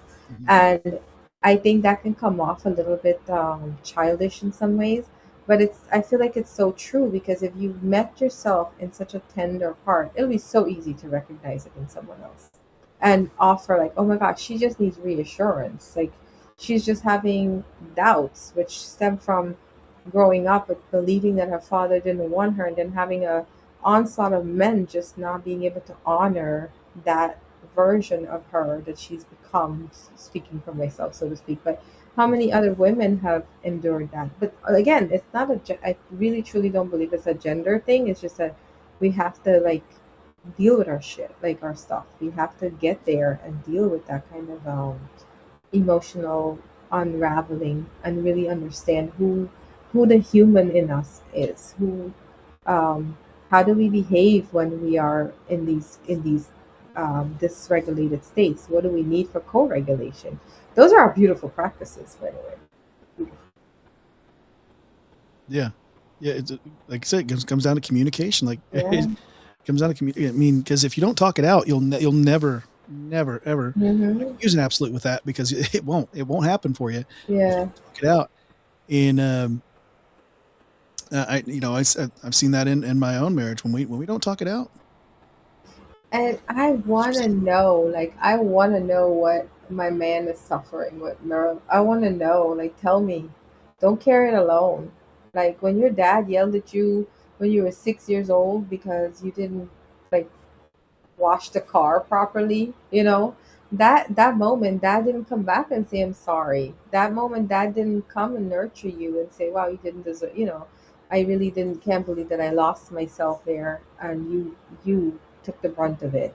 So that may come up. It may come up in a business deal gone wrong. It may come up someone like one day he's got a lot going on and I'm yelling at him and that triggers it. It'll come up. And so let me see that. Let me know that. I want to go there. I don't want to fix it, but I want to be alongside that line when we take a look at that little boy and go back to him and honor him. And now he has two people looking out for him. And then once that integration is there, it's now my dude. Like I'm gonna be so protective of my man. Like nobody else is gonna be able to like hurt him again. So of course he has autonomy, but that's the kind of relationship I want. I want our little boy, my little girl, and his little boy to grow up together and have this adventure where we can have that relational loyalty, and we don't have to worry about going on vacation, and I don't have to worry about you going on vacation and impregnating somebody else, and then I have to pick up the pieces from that. Yeah, you can actually trust one another because you've Yeah. examined. Oh, trust. Yeah, yes. Trust is a big word. Oh gosh. And as somebody, for me, like I said, I stepped out of integrity. I was so completely out of integrity, and I at the time I didn't realize how damaging it was. But when I saw that for myself, and like I had to like rebuild my own sexuality for myself. Not like sexuality as far as like who I'm attracted to, but like what it means to be a woman who um is a sexual being. Like what does intimacy mean even to me? Like what does that come with? Because for so much of like I marriage date, like marriage, in between date, marriage, like I was committed 6 years, 12 years, then 3 years. So there's no in my first marriage it just was so horrible. Like I didn't have a sense of self, and in my second marriage, I didn't feel wanted at all. So like these are all things now in my 40s. I'm like, okay, well, what do I want as far as romance? What do I want? What makes me feel good without that feeling of disgust? Because if I'm feeling disgusted, how was that energy when I'm with my partner? What are they receiving? Are they getting the love that they also deserve? So it's like there's so many layers to it all Yeah. because my daddy didn't love me. Well, he did love me as best as he could. From what he had his experiences. Yeah. I mean, can you imagine growing up in a third world country and you're the last child of 12 and your parents like are literally like my grandmother would give birth and go right back into the rice field. It's just like it just was life. It was survival, so to speak. Yeah. And I hear you talk about intimacy specifically too, and that's a lot of young people will see them conflate that with just sex, Yeah. and it's sad, but this Mhm. is the culture that you see it on TikTok, I'm sure, but Yeah. it's perpetuated, and it's like, well, I know from 22 years of marriage that 90% of intimacy is those moments that you share. The other 10%, yes, we're married, we have fun. Yeah, may it be under, but that's where you can let your freak flag fly. You can all with your spouse for sure, but I don't have a freak flag. I'm just, I'm just silly. I don't think it should be looked at as negatively. Yeah, I know that a lot of my Christian compatriots will say, "Oh no, and it's shame." It's like, what are you shameful for? You're married. It's part of Yeah. it. God made it, and it's beautiful. But the intimacy specifically, though, is maybe you watch a movie together and you share those moments. Maybe you watch The Notebook and you cried. Maybe you watch 300 and we're like, get the bad guy together. Like, Oh, yes. Exactly.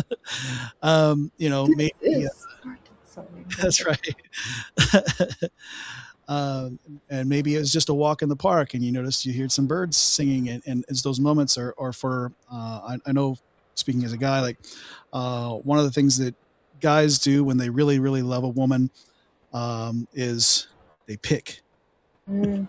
because it's a form of intimacy for us. We tease and we pull, and it's not because we're trying to be mean. It's because we feel so comfortable and vulnerable that we'll, oh look, tickle, tickle, all those little moments, and And then I know that for my wife, it's sharing with me just whatever she's thinking. Yes.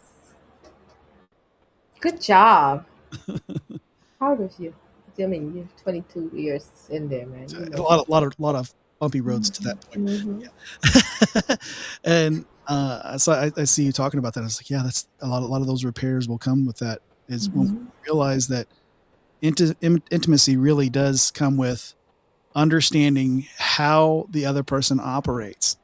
What do they see as being vulnerable with you? Because, like I said, because teasing from someone who doesn't know, they're gonna go, that I'm not good enough. They don't Yeah. care about me because they're teasing me.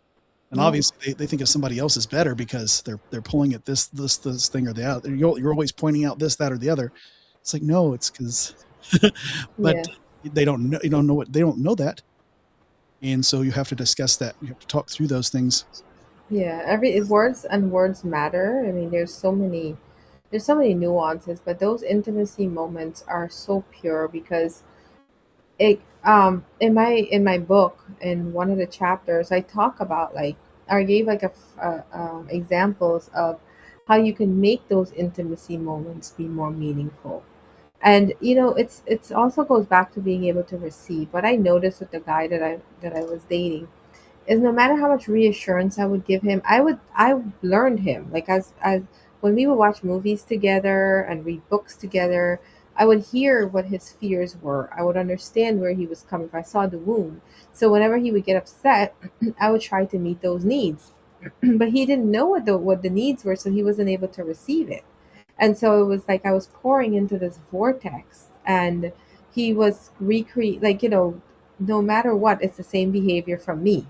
So for me now, it's like, okay, I'm giving you what you need. Why is this not working? And I'm coming with different energy, and I'm trying to make it work, and then I'm getting upset because my needs aren't getting work. But he's seeing that as I'm being too pushy, I'm being too demanding, I want too much, whatever the criticism is.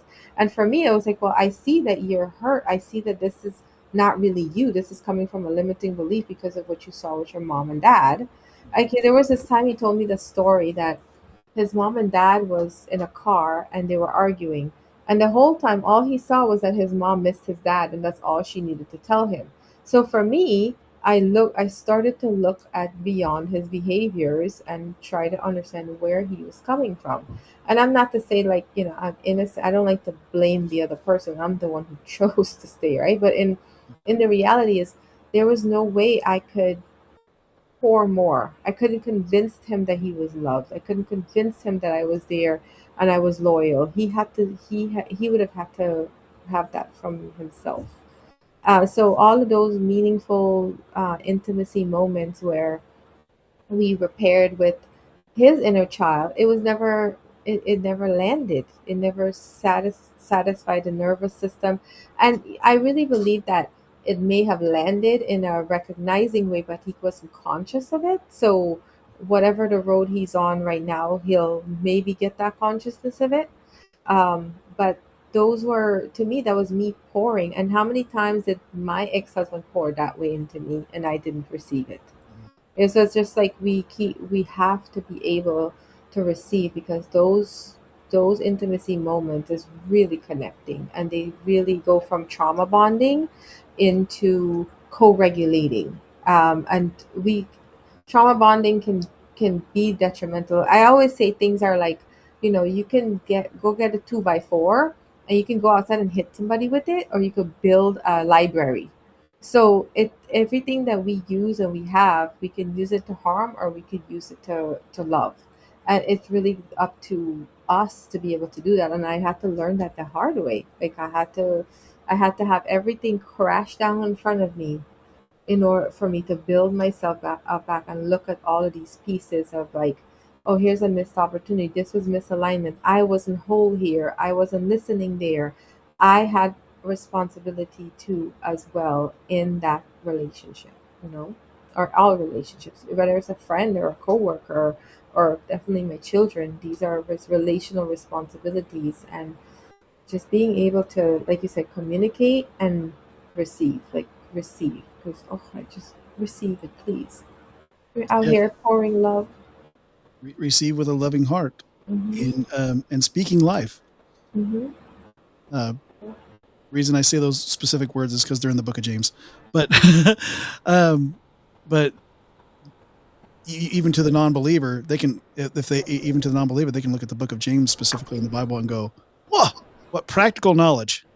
Because a lot of the things that you're saying is like all that knowledge is there for Yeah. someone to just pick up and read and find those things. Like, just being able to understand each other, slow to speak, slow to anger, speaking life, because you said words have meaning. Yes. Yeah.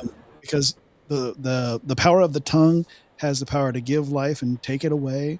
And in all aspects too. Cause I mean, you can ruin somebody's life, or you can Mm-hmm. just by the words you speak, because it's the way it's Yeah. given and received.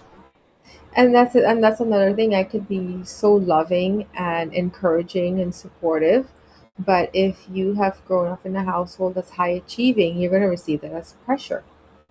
It's going to be like you're not good enough. And that's not my intention, but if you don't recognize that that's where that's coming from, then you miss out on having this whole beautiful relationship with someone because there's that belief that's in the block there. And I'm not you in the pervert, like the Yeah. you, but the that's me. That was me. I did that. Like I just didn't know. Like I had no language. I had no words to put into anything. Yeah, so it sounds like a lot of that came, like you said, in these last few years, and you did a lot of introspection Hmm. and work on yourself, and so cultivation would be another word I think would be Yeah. perfect for that. Um, that's why when you meet somebody that's actually truly is loving and kind, there's been a lot of cultivation there, whether by self or Yes. through their Yes. spouse. Um, And thank that you for recognizing that because you were like, "Oh, you're so nice." I'm like, "Yes, yes, I am." Now, right, but it only came through a lot of hard work and cultivation, right? hmm And I'm sure, like you said, like a lot of tears, a lot of anger, a lot of sadness, a lot oh of God, all the roller coaster, right? yeah, And the reason we're able to recognize it as mature adults is because we know because coming from a place that it was cultivated. Like my wife and I, we cultivated each other up. So there's been times where she's been out on her own, or I've been out on my own, and someone who's of the opposite sex has said, maybe hit on one of us, or they want a relationship, and it's like, mm-mm. you know, and like, but you're so kind, you're so this, you're so that. They see it, hmm yeah, because it was cultivated with my spouse, That's right. worked on each other.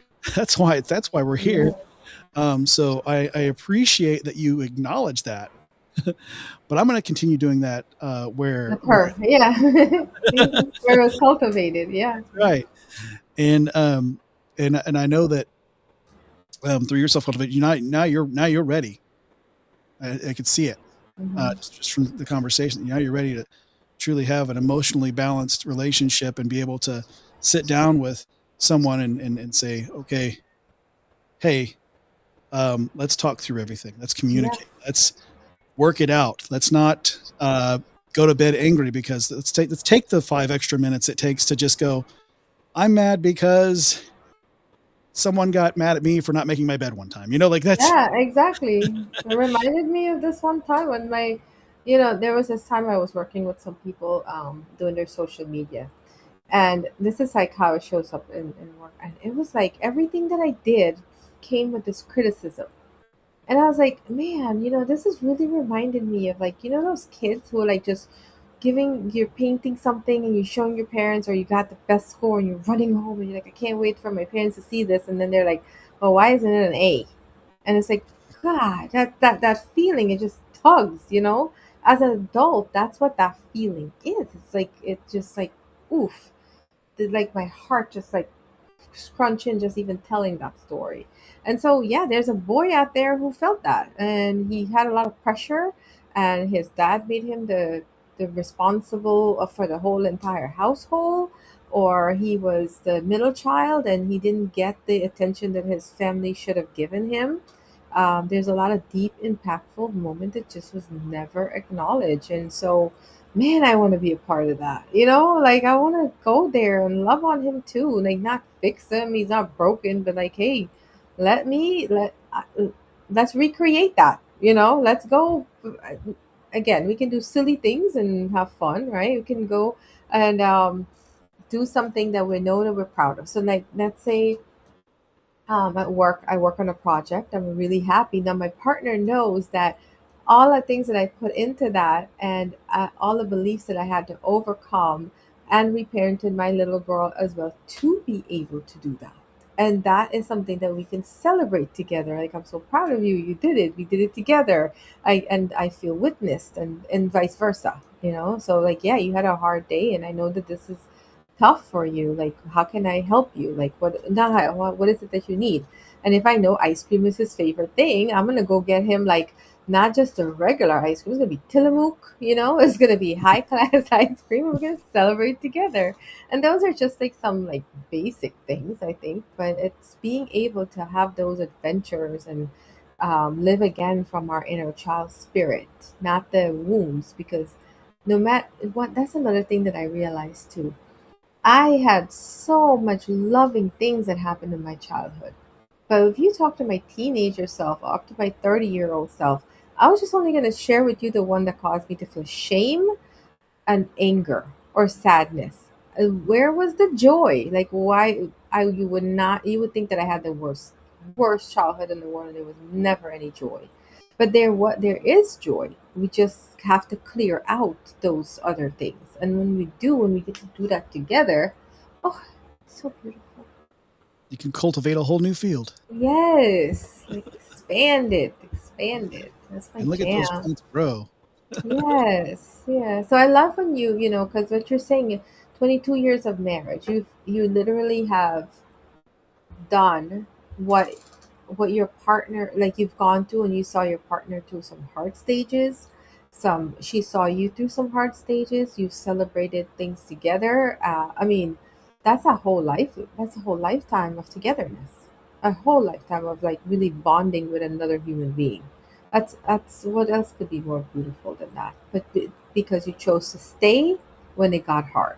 You didn't dip out when it got hard. You turned to God, you turned to faith, you turned to people who you believed in and trust. And then sometimes there were moments where it was just you and her probably sitting out in the rain and like, again, I don't know the details, but like somebody's throwing something. There's a rock that may have missed your head at some point. But you stayed, and you didn't just stay from a lack of self belief. You stayed because you honored the person, you honored yourself, and you honored the relationship. And I think that's where it's really important to honor in each other. And we can't do that if we don't honor ourselves. So it's like, like you were saying, there's a lot of young people that listen to your show. Half of these things that you have to go through is life lessons.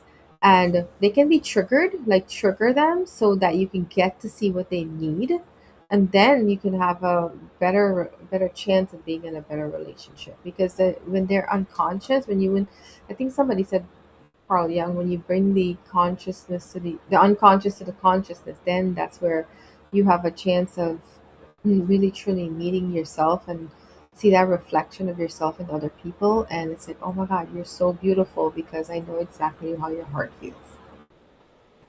Yeah, and then you can find that deeper love, right? Yes.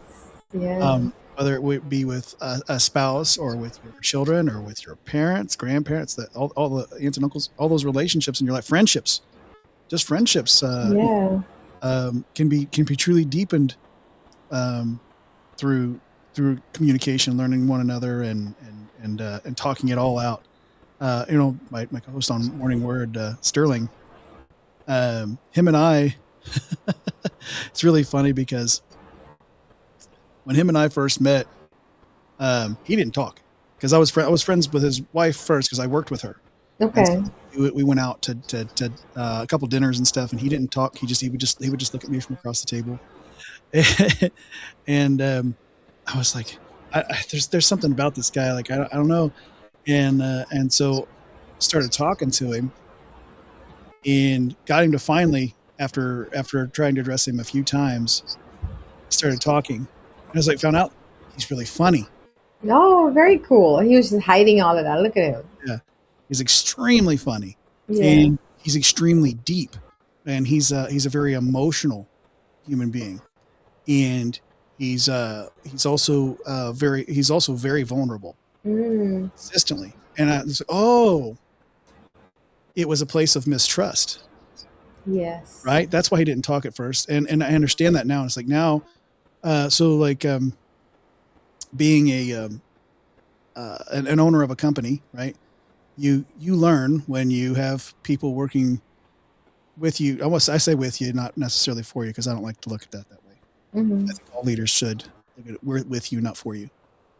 But you learn that people have different sensibilities. They have different ways of addressing things. Sometimes the burden of knowledge can be passed by just a thimble of information, Yeah. Yeah. right? But for some people, you have to take time to pause. And it's not that they um, uh, are harder to teach, but more so that they just learn differently, if that makes sense. That makes sense. Yeah. And so when you talk about that emotional um, um, knowledge, Capacity. Yeah. yeah, that emotional knowledge that comes with learning how to lead. Yeah. Yep. And if you don't address it and you choose to just dismiss someone's sensibilities, you'll never be a good leader. I'll tell you that. Never be that person that we talked about before, like a man being someone someone wants to follow. Yeah. They'll never You have want to watch? Well, if yeah. yep, if they don't I learn. and that's that. I feel like there's there may be some misconceptions about that idea, right? That a man needs to lead and a woman follows. Like, I think women can be so not understanding when it comes to that. That why should I follow a man? Like, why? Or they want a man to lead, but then there's also like, I don't want to follow because it can sound submissive or giving up their power. And I'm not saying that this this isn't anybody that I know personally or anything. I just have TikTok is like the Oh yeah, pool of things, right? And it's like, well, for me, it's not that I'm letting a man be above me or anything like that. It's more like I want to have that male presence in my life. I want to be able to come home. Like, I have been the sole caregiver for like the past 7 years. That's a lot. Sometimes I just want my gas to freaking be filled up, or there's something that happened with the car. Now I got to go, and like it just feels like a lot of things to do. And I, to me, that's being reliant on somebody that I can count on to take care of these things for me because they love and they care, and um they're they're just they just know that that is what's going to need. But also when it's time to make business decisions, when it's time to explore an idea, yeah, let's sit down and lead me in that. I'm willing to follow you. I see that you're a man with integrity. I'm bellied up, like, so to speak. It's a softness that when we allow ourselves as women to truly experience that, it's very vulnerable, and it can be scary, especially with coming from betrayal and to betrayal. It can be hard, but it's not beyond us to like say, wow, I want a man that I can submit to. I don't think that makes me less of a woman. I don't think that it makes me subservient in any way. I think men are leaders. That's part of being a leader, and I want that. Like, I think that's a beautiful thing that a man can have, and yeah, also I think that when a man forgives his mother, and even if he doesn't know that he needs to forgive his mother, once he forgives his mother and he reparents his little boy, that's him sinking into his feminine. So then he now can honor that version, like that woman in his life, because he knows what it feels like. It's like being able to see with his heart, and that there's coherence there. So leading and guiding and hierarchy doesn't exist in that dynamic because everybody knows what they bring to the table. Everyone's strong and committed, and they believe in themselves, and they like, yeah, I'm here to serve, but I'm also here to be served, not in a um, not in a hierarchy way. And I say that because I come from a culture that has a caste system. Mhm. So it's very real where women are like, no, I don't want to serve a man because that's real for them. They have had to serve men, but not in the emotional capacity, not in the relational capacity. I think that's different, and I see that a lot in Christian men who are, you know. Dedicated, and they take the power of being a man seriously. I feel like there's a lot of strong leaders in those kinds of containers. They learn a lot, and they get to even look at themselves. And I also like that men are starting to have more men's group. They're starting to put themselves in experiences, go out in the woods for 3 days. I have a friend, someone that I interviewed on my podcast. He has this thing called the hero's journey. He gives guys a guideline of what to do. Do you know Brian? Because you're not in it. Okay. No, but I know there's a book called Hero's Journey, so I'm familiar with Oh, okay. the concept. Yeah. Yeah. So he just gives them, like, he works with men as coaching, but then he gives them like a task to do. You go out in the woods and you complete these tasks. And these tasks are face your shame, face your fear, face your regrets, your remorse. Mhm. And then you come back a little bit, different. Not you're not gonna have to go kill a lion or anything, but these are powerful ways. Men being able to release rage. Like a little boy, like never had a chance to throw a giant temper tantrum safely.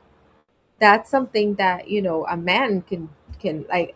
That's part of one of the repair language in my book, is being able to allow that space where you can feel your feelings at 100%, even if it means blame, just so you can get it out. And being able to do that with your friend or whoever you're having this good relationship with. It's a way of witnessing. It's a way of like honoring that person for who they are, and what their emotional needs are, to be able so that they can have their release too, just as it's important for me. Yeah. It's a chance for introspection once again. Yeah. Solitude, right? He's going off in the woods and doing these things because, well, if we look back at of all of human history before it started, advancing into what we now call society, you know, that was Hmm. that's what young men did, is they went off in the woods and they did the things, right? Yeah. Um, but also, I heard you talking about the vulnerability of a woman, and that submission not being like, I just absolutely serve you, but in a way that's complimentary. Yes. Yeah. And through that way of being complimentary, because you're vulnerable, because you're soft, because you're kind, because you're reciprocating what's being given. Yes, the man that had a household, whatever. Okay, he's someone you want to follow, and the reason he's someone you want to follow is because of a lot of those things I was talking about. But also, guess who he's coming to for his most trusted advisement? Exactly. How many men have been like shunned for vulnerability? How many men have been shamed for vulnerability by women too? You know? Oh, yes, Yeah. it's in the I'm culture. I'm guilty of it. I can't say that I'm innocent of that. I regret it, and I wish that I had done it differently, and I can do it differently now, thankfully. But that's so true. Like, I'm sorry, I didn't mean to interrupt you. No, no, you're good. I think you hit the nail on the head too, because like so many young women, like you see, like that whatever podcast. I don't know if you've seen some of that, where a lot of these young ladies that come on there and they say they want the 6 foot tall, 6 figure guy um, who is very masculine. He provides and protects, and then wonders why all they date is Chads. Well, um, and they're upset with it because he doesn't have any vulnerability. Well, you never look past the physical aspects of the relationship, and never got into the deeper parts of it, of Mm-hmm. cultivation. We keep going back to. Yeah, Um, very true. and so let's start to talk about what you're working on now. Like you mentioned your book a lot, and Hmm. let's dive into that a bit. Yeah, I mean, so the book that I wrote, and I'm gonna just here it is on Amazon. If you wanna buy it, if you wanna buy it. So the reason, another reason I created this book because my work it focused on helping people understand what they actually need during conflict, so that conversation can move forward to repair instead of disconnection. I feel that when people talk about conflict in a relationship, the conversation usually goes to nervous system regulation, and that's part of it. Like our nervous system did not learn safety, right? And so again, from and we talked a little bit about that from 0 to 3. So that is part of it. But what I started to notice in my own life that there's a need underneath that. There's something else that's happening. So we all have relational needs. I am really responsible for how I'm also speaking to you. It's not just you have to show up for me. I also have to show up for you. So when those relational needs they go unmet, our nervous system starts looking for safety. The story is that the body really does keep a score. So like I paint this picture a lot, right? But it's also in this book called The Mastery of Love, where when a child is being disciplined, depending on the situation, they didn't feel heard, or they didn't feel witnessed, or they didn't feel seen, or they learned that love wasn't safe. Even if somebody grew up with a family who did everything for them and enabled them, or the judgment is that with a silver spoon, they never learned to trust themselves. So these are all things that will come up in a relational dynamic.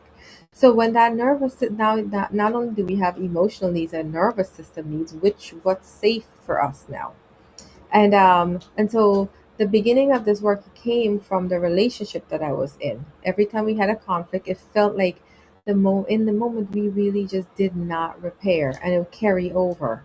And one of us was still holding on to something, and I would always feel like I just wasn't being heard at all.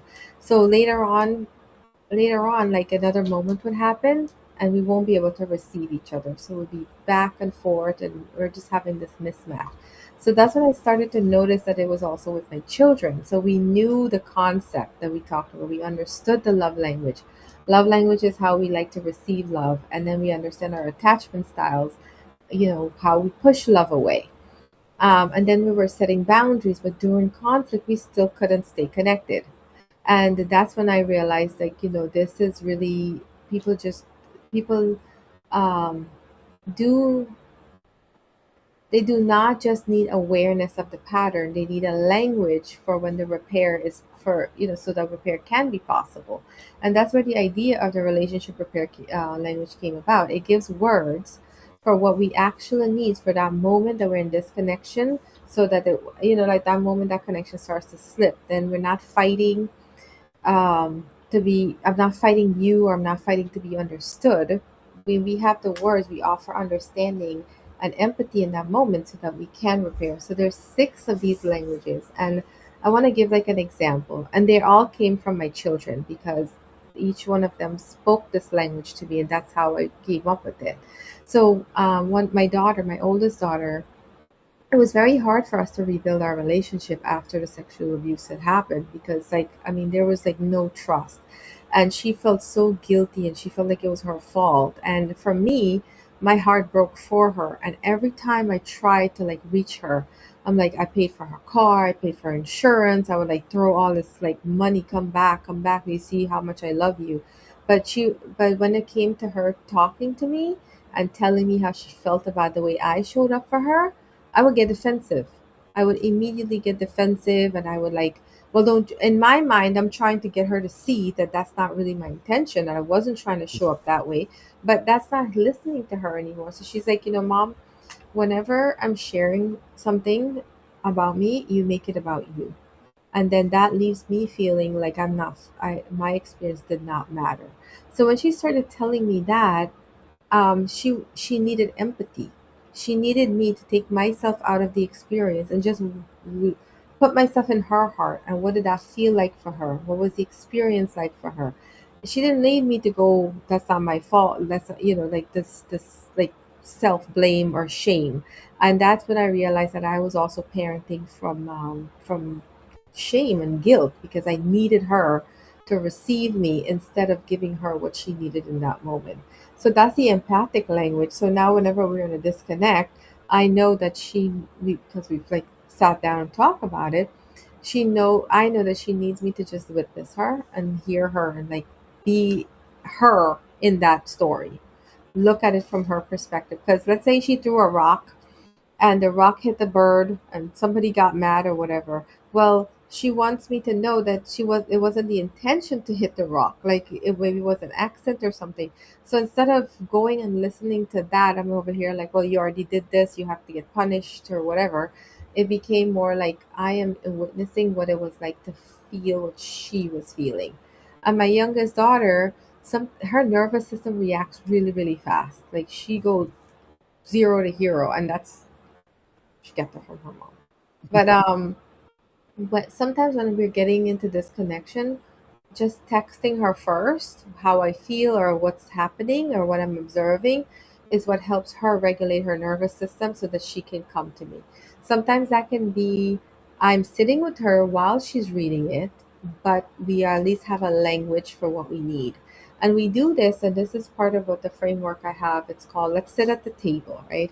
I do this with um, in the relational spaces, but I also do it in the work spaces because I really believe that leaders can use this language and they can also develop better teams when we're supporting each other.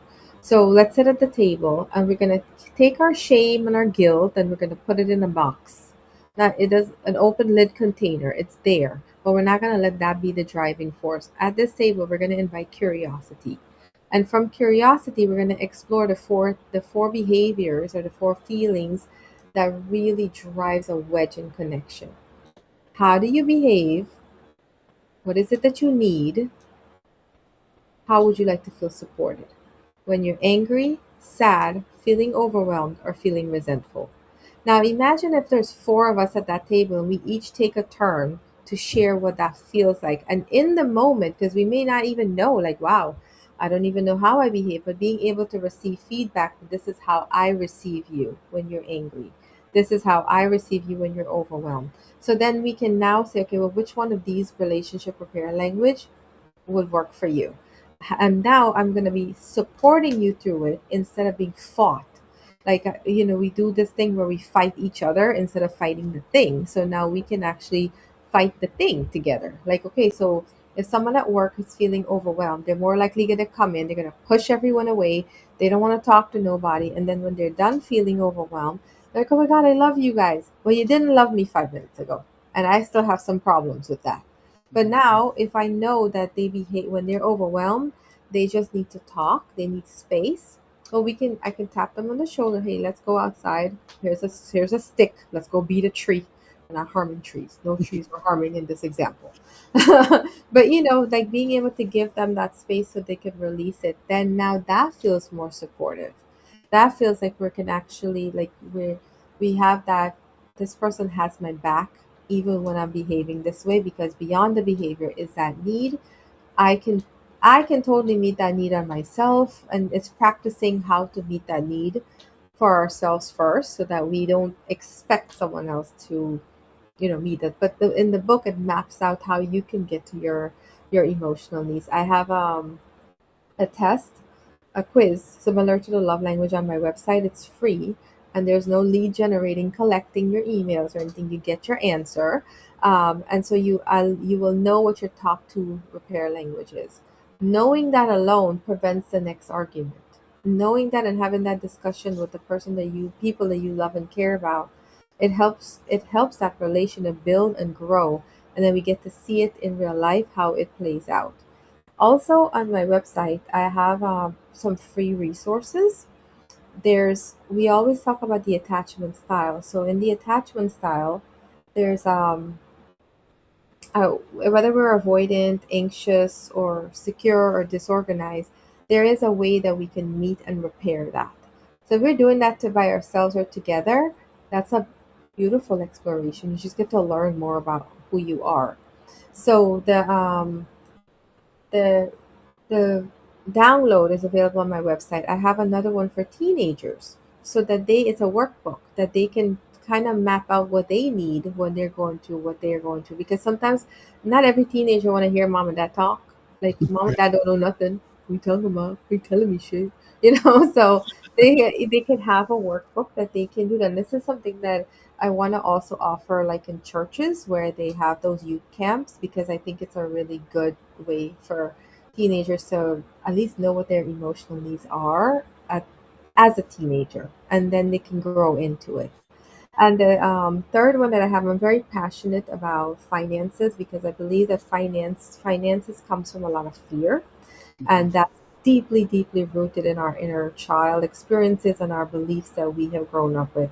So that one is called regulating your money behavior, or regulate your money habits. That's also free, because I'm going to have these three workshops every month: the first Wednesday, the third Wednesday, and the fourth Tuesday of the month. The first one is about repair in the home or like with friends. The second one is repair in teams, in your professional environment, and then that third is money repair. So these are all things that I want to cultivate the space so that we can learn and grow. So when someone is coming to us and they're trying to, there's a lot of network marketing when it comes to finances, and it can be very triggering for people who has never opened up their eyes to what their money beliefs are.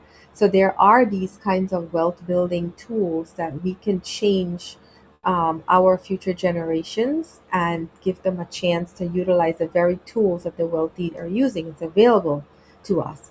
But when we are put in those kind of recruitment position, nobody really understands that, because now it's like, oh my God, it's a scam. Somebody's trying to get something from me. But these are baked into the laws that IRS and the government has made promises to each other that they're going to honor. So there's so many beautiful things that are out there, but there's 10 domains of finances, and they're all so knowledgeable. It doesn't mean that everybody has to do them, but it may resonate with someone. So I want to be able to bring these kinds of conversations to more household, more tables, but it's really rooted in a lot of fear.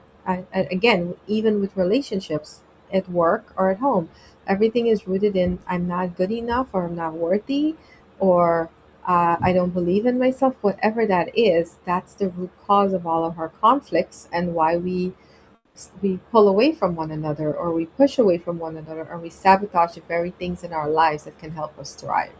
So that's a very long-winded way of saying that's all the stuff that I have going on. But my framework is truly around those four core experiences, because that's where the conflict happens the most. When we're calm, we're able to hear each other. But when the conflict is high, we want to be able to, like, okay, I need space. And space can be, I don't know what I'm feeling and I really need to like kind of figure this out, but I promise I'm going to come back. Or it can mean like, all right, you want to be angry? You got 5 minutes. Let's go. Do it. Let it all out. Go to a zero to a hero, or, whatever that space that person needs. So I really encourage y'all to go and take the quiz, learn what your repair language is. I'm always available. I was saying that when I was looking for people who were to help me go through my divorce and stuff, it was hard for me to find them. I decided that I was going to become the person, and I don't want to be. Someone says, "What if you have a toxic mother-in-law?" So go ahead and put it up on the screen if it's Yeah. easy for you. Oh, that's a great one, Shannon.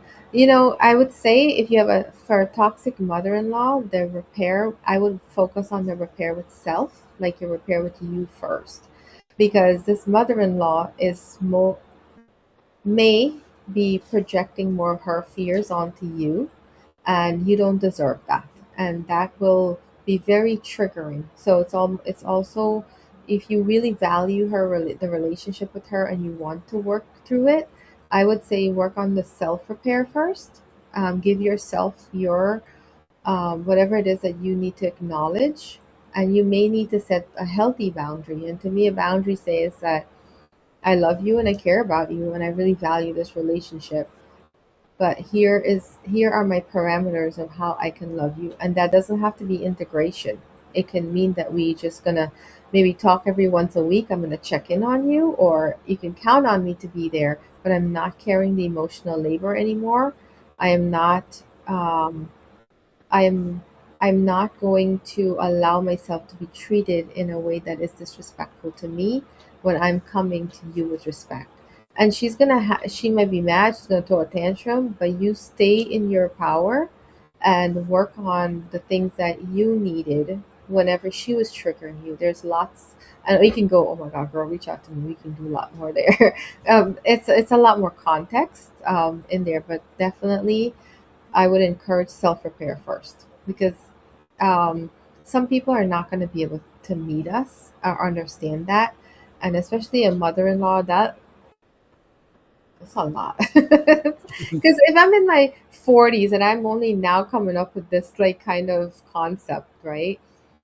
More than likely, older women are still going to be stuck in their I'm feeling blame because that's really what it is. They're feeling not good enough. They're not feeling like they're good enough parents. So it's going to either come out in inferiority or superiority. And most toxic mother in law is very much superiority.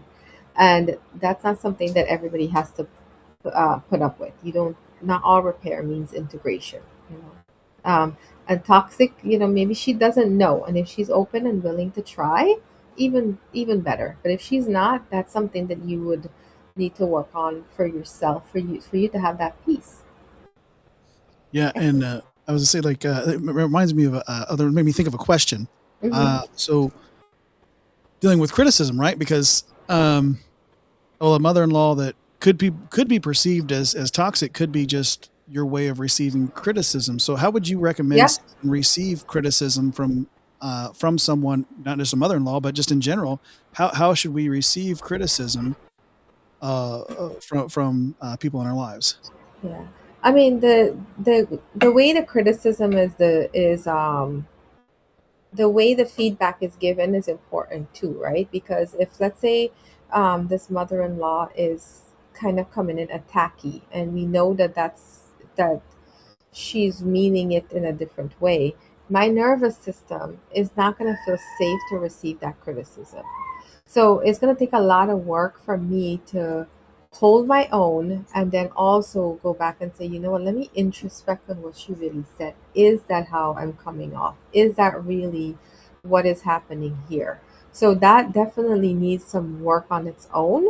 And when it comes to feedback, it's this way of being is this way of being open to learning. Like I always set the thing like I'm confident that I don't know everything. As much as I know about repair and people and stuff like that, there's still so much for me to learn. And so when the mother-in-law is saying something and that's triggering, I go, well, what is the trigger? Let's find out what the trigger is. So I'll stay in that trigger and I'll make sure that I journal and I like let myself say all of the things, like let that out there. Why would she talk to me like this? This is so disrespectful. I can't believe she did that. Like, because underneath that, somebody is more than likely not feeling valued. They're not feeling significant and they don't feel belonged.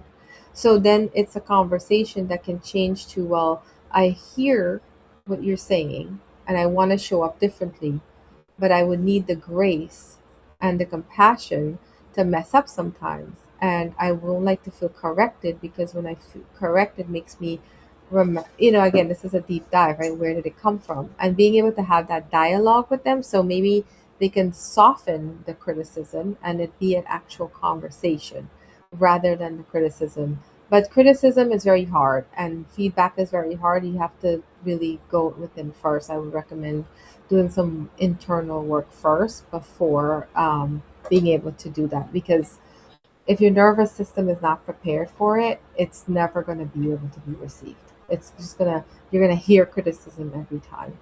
um, and then if that's that person's way of doing it, like again, I was trying to talk to my daughter today and just telling her from a loving space that i really I really don't like the focus on what you're doing right now, because I've been there and I know how hard that is. And all she heard was she wasn't good enough, you know. And and that space, I just have to allow her to have her life experience now, because there's only so much that I can do.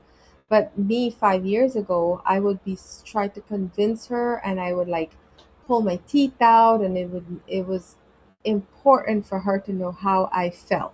And that was the key. It was important for her to know how I felt rather than how she's feeling. So it's like, there's this dynamic in relationships where we have to understand what we're giving and what we're receiving. So if this mother-in-law, for example, is a very wonderful person, or and not this particular mother-in-law, but somebody who's just trying to give feedback, and I'm really in relationship with them, I'd want to talk to them. I'd want to like let them know when they raise their voice what's happening in my head.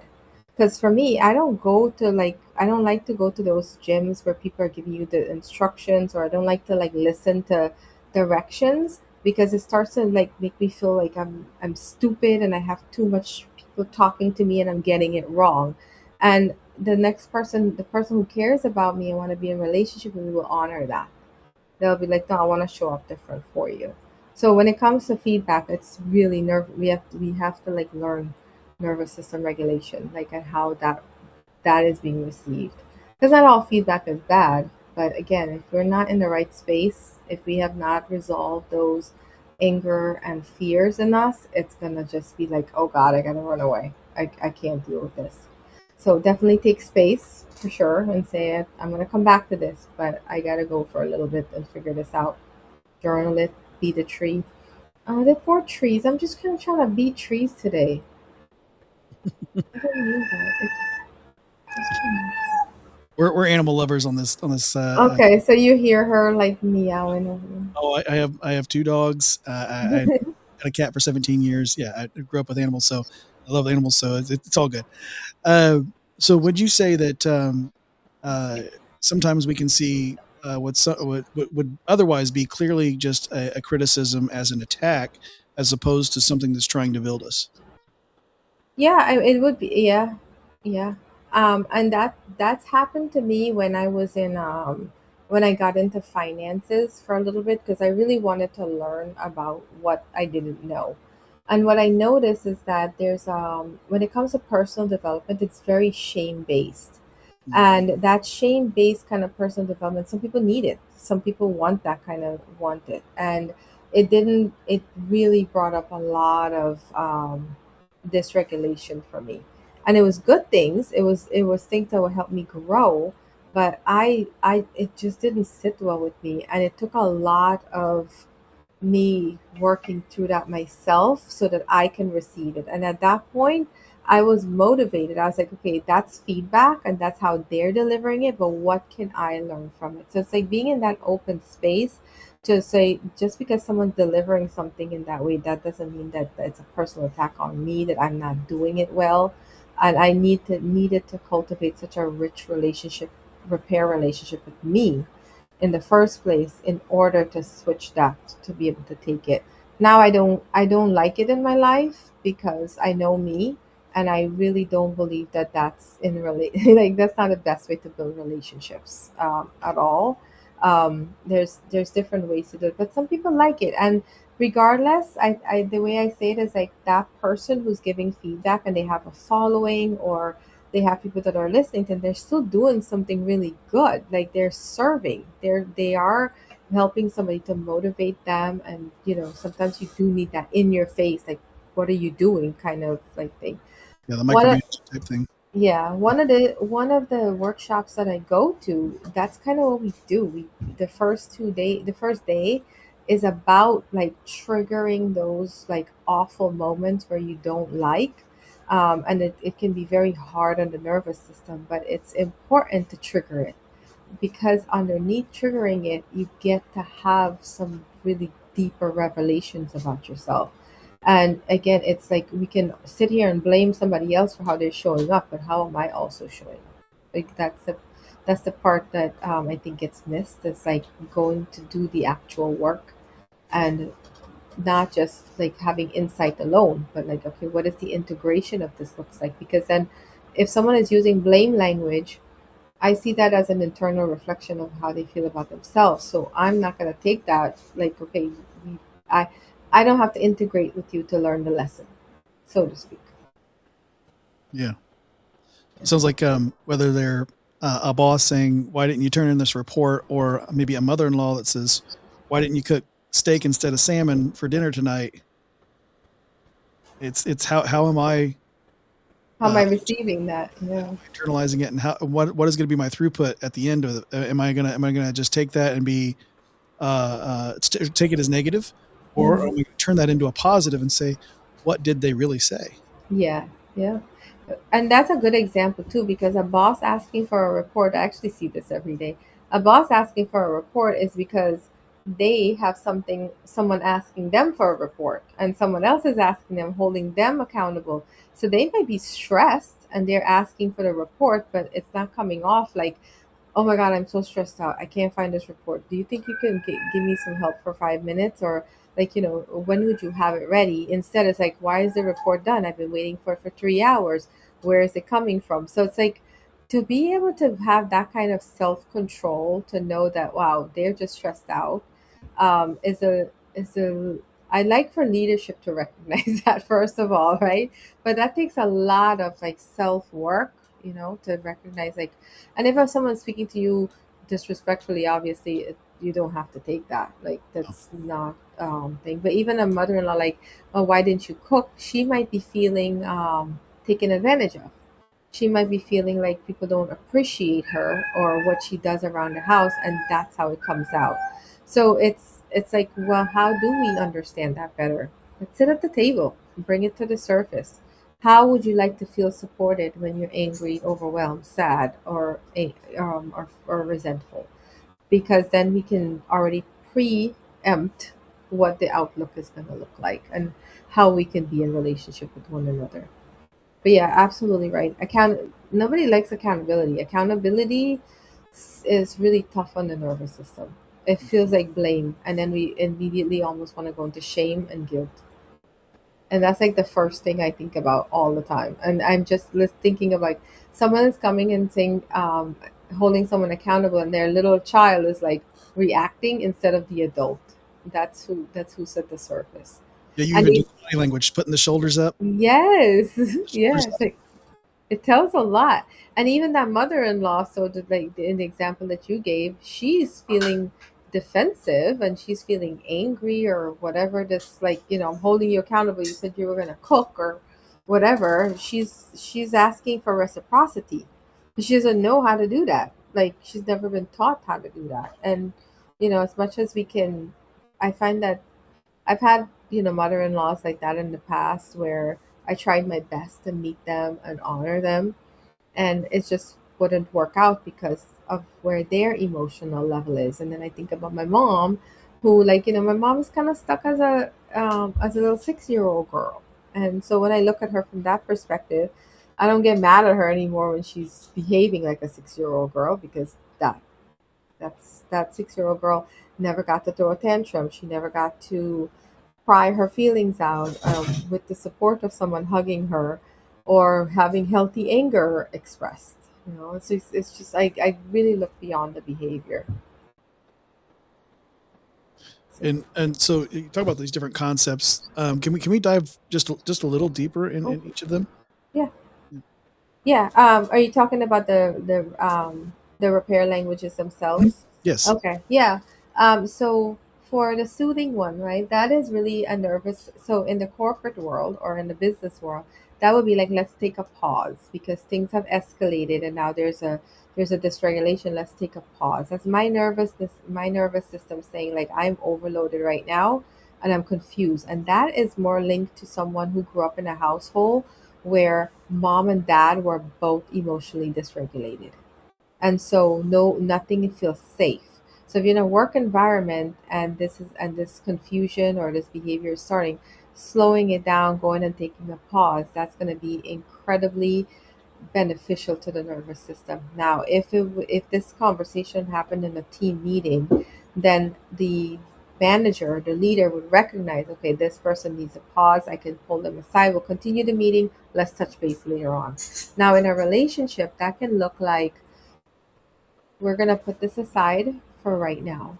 Let's just go into the bathtub. Let's hug and feel that relational connection, because that person whose nervous system is dysregulated is saying, love isn't safe. You're gonna leave me.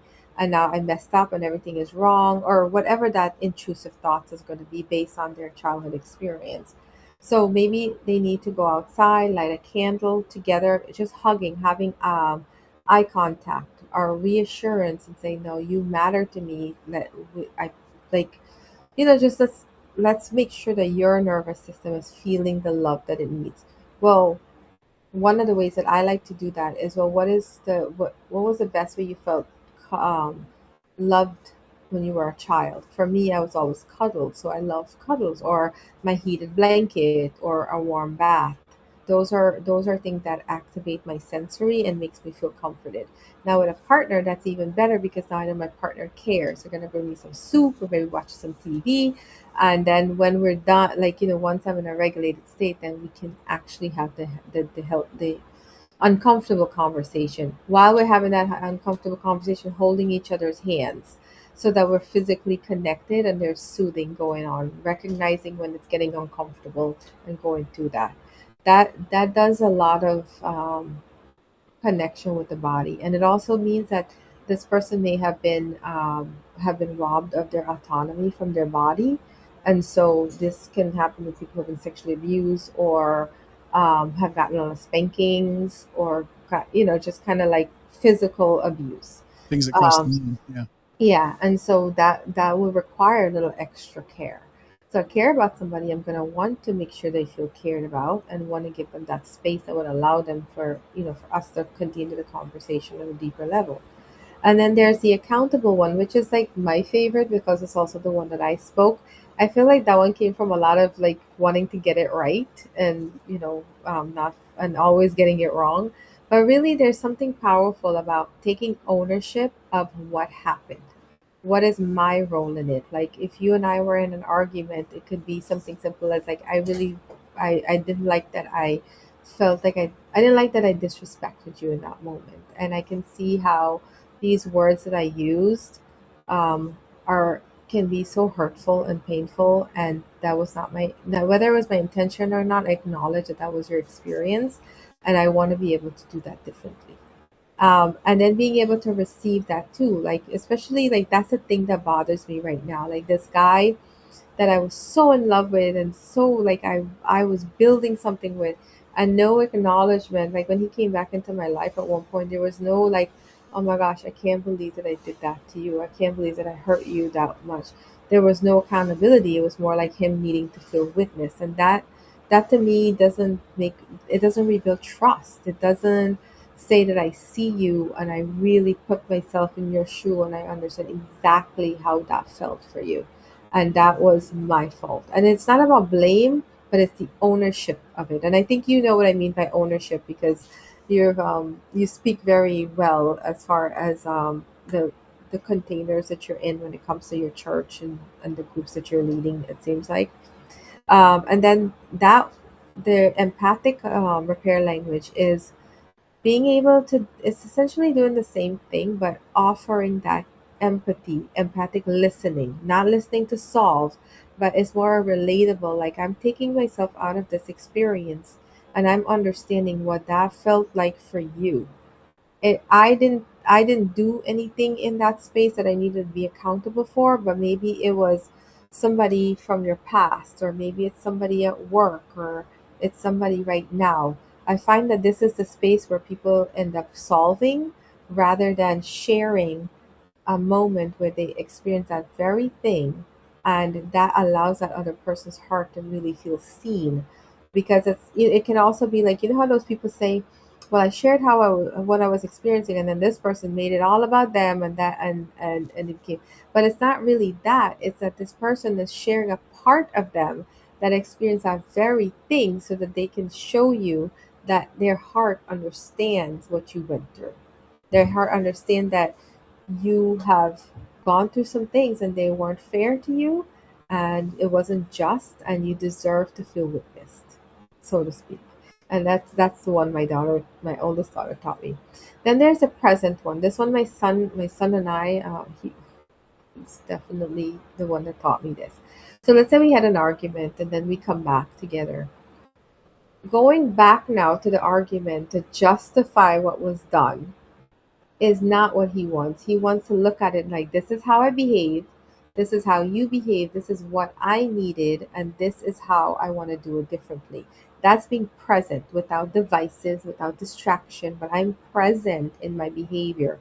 Because oftentimes when you come back to those conversations, someone wants to be right and someone wants to be heard. And then we're going to end up re arguing about the thing rather than saying, oh no, that actually did happen and that was your experience. And this is how now I'm present with it. I'm not in retrospect anymore. I'm presently walking it with you. And I can look at you in your eyes and we can have the repair that's needed for you in that moment. And then there's the affirming one, which is I feel is really reassurance, because at so many times in our lives when we argue, it's really like, oh my God, this person's gonna abandon me and I'm never gonna see them again. And if I speak my truth, they're gonna walk away, or my truth is gonna hurt them. But the affirming one is saying that no matter what you're experiencing, the relationship is safe. I'm still here. But being able to voice that and letting that person know throughout the conversation, if it's a hand holding gesture, if it's a, and this is not the same as soothing, because soothing is more for nervous system regulation. This is for the emotional safety, that we are still in this together and we're not going anywhere. We can get through this. I'm still here with you, for you, not against you. And then there's the spacious one, which I always say it's two. I can ask for space because I need to. I haven't figured out what's going on with me, and I want to really understand that. So I'm going to go journal, or I'm going to call somebody that I can express it. However, I need to take care of myself. But making sure that we add that I'm going to come back to this because this is important. Because it allows that person to feel safe, especially if they're an anxious attachment style, or they're an avoidant, or they've been abandoned by multiple people their whole lives, right? They want to know that you're coming back.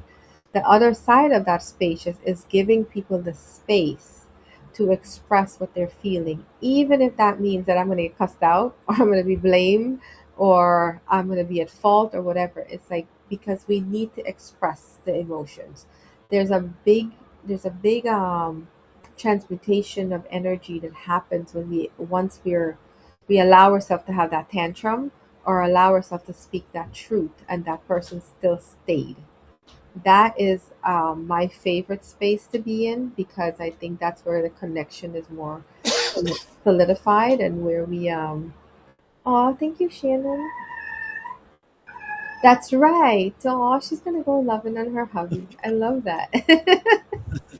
Oh, she's gonna go give him I'm just going to put that up on the screen for just a second too. So yeah. people who are not on YouTube, because we're streaming on multiple platforms, of course. And so Yeah. see, That's yeah, really cool.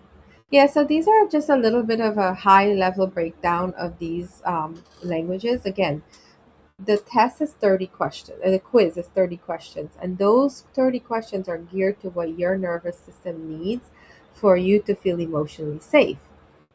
So anybody who takes that, at least now they understand what their needs are, and to be able to communicate that in a deep dive with their partners. In the book, it goes that each repair language has its own section. So it talks about how you can pair it with your love language, how your attachment style sabotage you, how, like literally give you a map to dive deep into seeing what it is that you really need. So when we have those languages available, and we can sit down at the table and say, okay, well, when I'm angry, I need space. Now when that person is angry, I don't have to get offended that they're angry. I just be like, oh, you need to release, let's go get the space that you, when I say the space, the one to release. Anger is my favorite emotion, by the way, so I love an opportunity to get a little anger out. And so, these are just like high level concepts of how it works in real time. But in real time, it still depends on the two people who are in the conversation. It depends on their experiences, where it's coming from.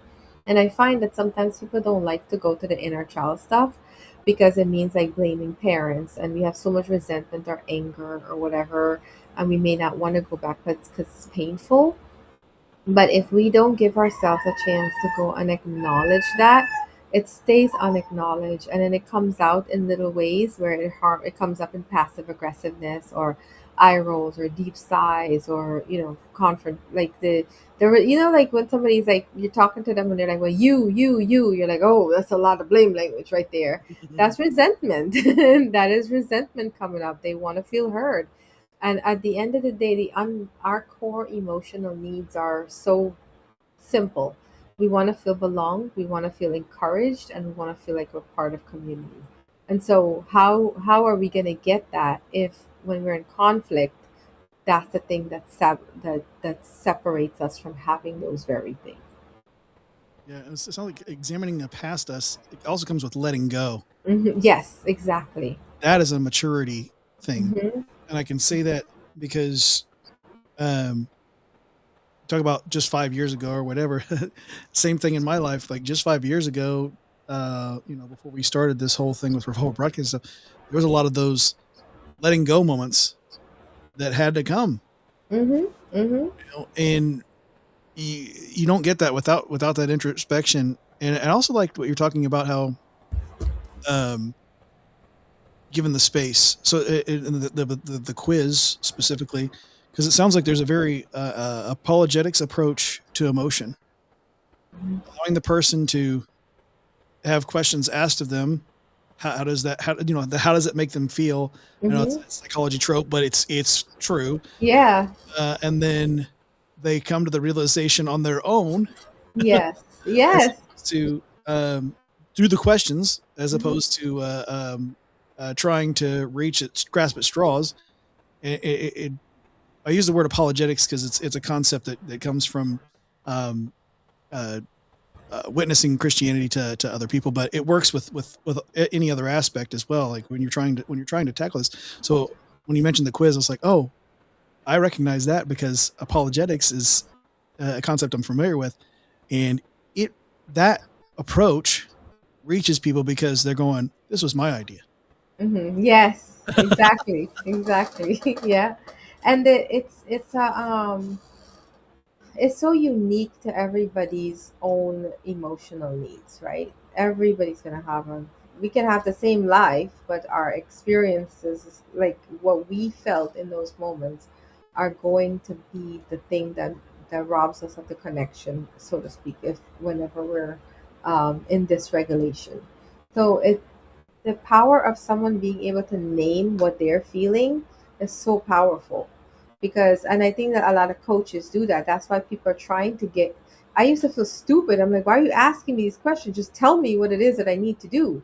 But once I really learned, like, oh, I have to identify that. I have to my there was a saying when I started like my personal development journey. I went on I did this coaching, mindset coaching, and she was like, "Yeah, your thoughts create your reality." And I saw how that worked. I'm like, "Yeah, my thoughts do create my reality."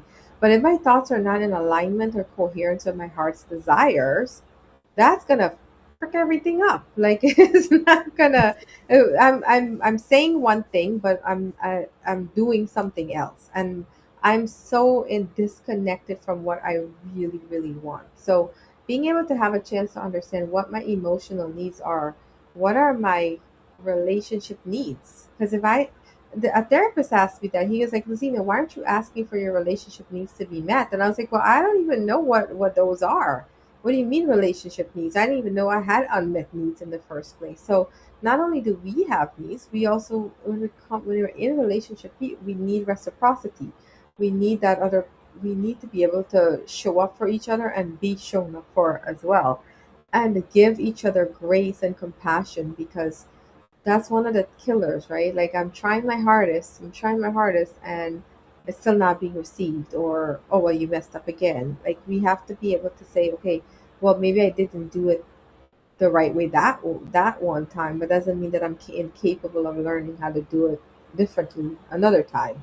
And why is it even coming back up? The exploration of it. Like shame can come up. Shame teaches us a lot. Shame teaches us when we're in alignment, and when we're not in alignment with our true purpose and all of that stuff. So it can still be there. But when we allow shame to come into the experience of learning about each other, we don't get that. We're already like setting the bar too low at that point. Like, th- we're not open. We're not allowing to ourselves to grow and to flow in those moments. We're just kind of shutting it down. Yeah, and something else I've noticed, and this is a question that um, I've seen this come up quite a bit. Is like, are you mad at yourself and who you are now? Are you mad at who you were then, but still resentful of it now? Mm-hmm. Same thing with someone you're in a relationship with too, or just a friendship or a coworker. Are you mad at someone and who they are right now, or are you mad at the who they were? Mm-hmm. Um, Actually, my wife and I have had those where she got mad at who I used to be. Yeah. Because when you're young in a marriage, you do a lot of stupid stuff. You make each other very, very mad Of because you're course. still learning, right? Yes. Yes. And so we made all our mistakes of making each other mad. But then Mm-hmm. it's like, okay, now when you get mad, are you mad now because you're mad at what something happened now, Or was that 2 years ago? Yeah. 20 years ago, even? Hmm. Yeah. And um, they were. I remember this. This has been about 3 years ago. We were sitting in our living room, and I asked her that question, and she goes, "Huh?" And I watched her thought process. She goes, "I'm not mad at you now. Yeah. I am mad at younger you because younger you did this, this, this, and this, and this. Yeah. Oh, so why am I paying for it Why are now?" you pay exactly? We have to be able to give grace. Yeah. And then when I asked her that, she started crying. "I'm so sorry." I said, "No, this is part of it. This is why I asked those questions. Is not Mhm. to berate you or hurt you. Right. Or to make you It's feel bad. Yeah. it's so that we can understand it, and now we can move forward. Now we don't have to revisit this because now you can see it and recognize it when it happens, just like I Right. can see it in myself. We recognize those things, and then we can, instead of coming at it from that place of resentment, we can go, well, actually, am I mad at them right now for something Mhm. they did, or am I mad at them for something they did Yeah. 15, 20 years ago? And it can work that way with siblings, friends, Coworkers. workers, all of it, because Mm-hmm. you really can. You can hold someone's past against them, or I think of I go back to this with my friends a lot. So that Rafiki from The Lion King. The past can hurt, Yeah, but you can either learn from it. you can learn from it, or you can learn from it. Aha, you see, You did that so well. simple concept, but it it follows right along with what you're teaching in your book. Hmm. And so when I hear you talking about that, it's like, oh, look at Yeah. that. We really can Yeah. come out of That it. and that's like I like the phrase unacknowledged emotional impact. That's and it's not okay. So there's something that's happened, and my heart felt it, my physical body felt it. It wasn't acknowledged. Now you can acknowledge it, and but it's also important for me to acknowledge that you acknowledge it, because then if I don't, then I'm holding on to this resentment. I'm carrying it around for like 40 plus years, like, and it's coming out in pockets. The resentment is showing up every time someone uses a phrase or that gets triggered, and so it makes sense that you're asking that question too. It's beautiful because they're the we witnessing being witnessed, but also witnessing ourselves. It has to be a part of this whole process in general of our being and our existence, because it's if our parents didn't acknowledge it, our caregivers didn't acknowledge it, and we're just, you ever give somebody a compliment and they're like, oh no, it's just me, it's just how I am. Mhm. That's the kind of person that would also potentially have that moment where they haven't acknowledged that you have acknowledged something about them, and we have to be present, like to be present in those moments, and know that someone else actually cares about how we're feeling, and what how we're going through life, and why we are the way we are, because they care about us. They wouldn't put in that much investment and they wouldn't allow themselves to even get mad at us if they didn't care. So there's great care beyond all of this. It's just how it comes out is where we end up fighting each other. Yeah, I see that playing out differently between men and women too, with Yeah. compliments specifically. And glad you brought that one up too, because like with women, you give them a compliment, and a lot of times, not always, but a lot of times they've heard that they're a princess, they're perfect just the way they are, that all these things. So there's a lot of positive reinforcement, mentally speaking. So when they're given a compliment, they go, "I know," and then they hear, but with guys, because you talk about the expectations from the womb, right? Like, Mhm. provide, protect. You have to do this. Don't cry. And then so when they get a compliment, we carry it. We're like, oh, I got a compliment. yeah. They said I I had have nice. validated. Yeah. They said I had a pretty smile. I can still recall so many compliments from my life, and I think it's uh, you talk about these differences. It's like that. That is positive emotional baggage, if you will. Yes. Okay, now let's make that for all that understanding for all aspects. So when we Hmm. get those negative things, we don't have to carry that chip. We can just go, okay, Yeah. that is that. Yeah. That's not Yeah. something that has any room in my life, because that's not about me. That's about something someone else was projecting onto me. Yeah.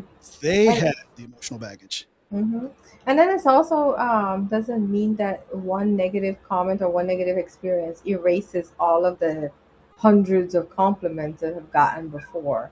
And one of the things that I see too is this like this I know but not really receiving it, like it or needing the validation from other people to get that compliment, to be able to feel affirmed without that receiving it. Like I take the time. I have a community on Facebook.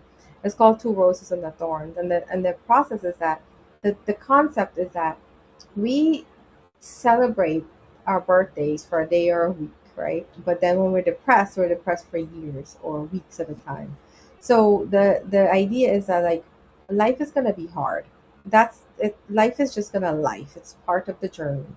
So let's find two roses in our day, two things that we're proud of, two things that we have like super excited about, and the one thorn that's dragging us. Let's put it out there, because then next week that thorn may become a rose, and now we get to celebrate it together as a community and witness one another, because we keep doing that, and it gives us a chance to allow ourselves to be witnessed as well, because we gosh, it's so awful. Like there was times when I didn't even celebrate my birthday or celebrate me. So now I'm encouraging people, take a moment in your day, find something that's worth celebrating. Like maybe you made a cup of tea when you would have drank nothing, or you got out of your bed today because for the past 6 months you have been dealing with grief.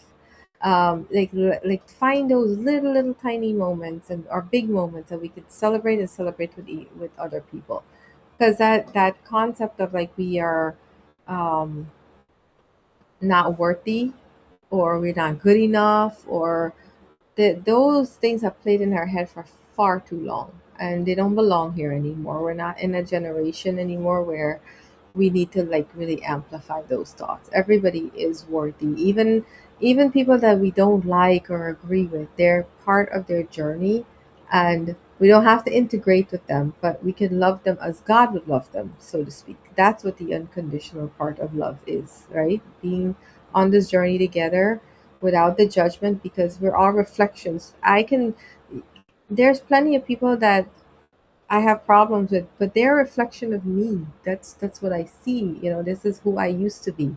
So I'm able to give them compassion and love them from far, or love them in togetherness. It really depends on me. But that receiving and loving ourselves along the way, witnessing ourselves, it goes so far, because then it's so easy to do it for other people at that point. Yeah, counting your blessings, right? Yeah.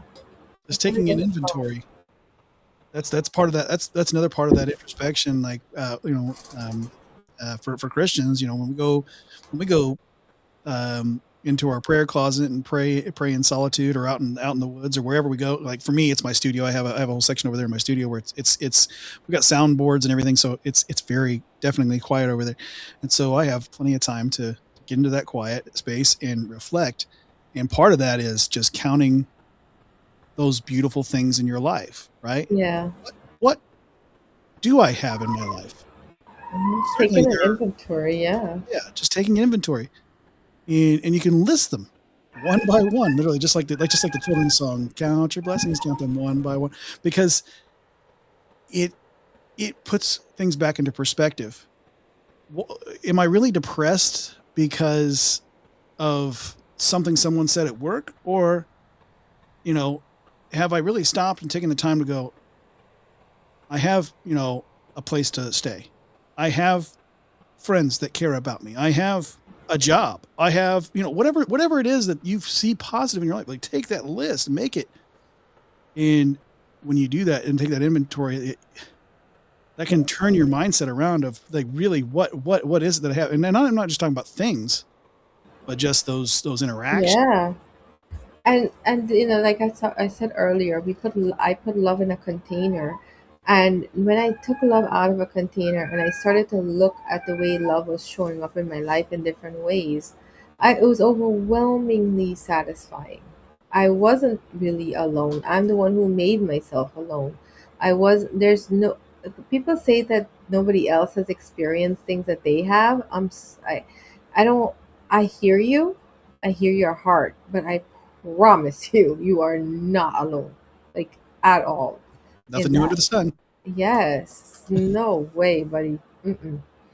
There's so much love that's there, and it's in the ways because we want it from a specific person, or we want it from, subconsciously mom or dad or grandpa or grandma, and it stayed with us. But literally, there's so many people that you can call and pick up the phone, and and it's like, sometimes people aren't available, and we make that mean that they don't care about us.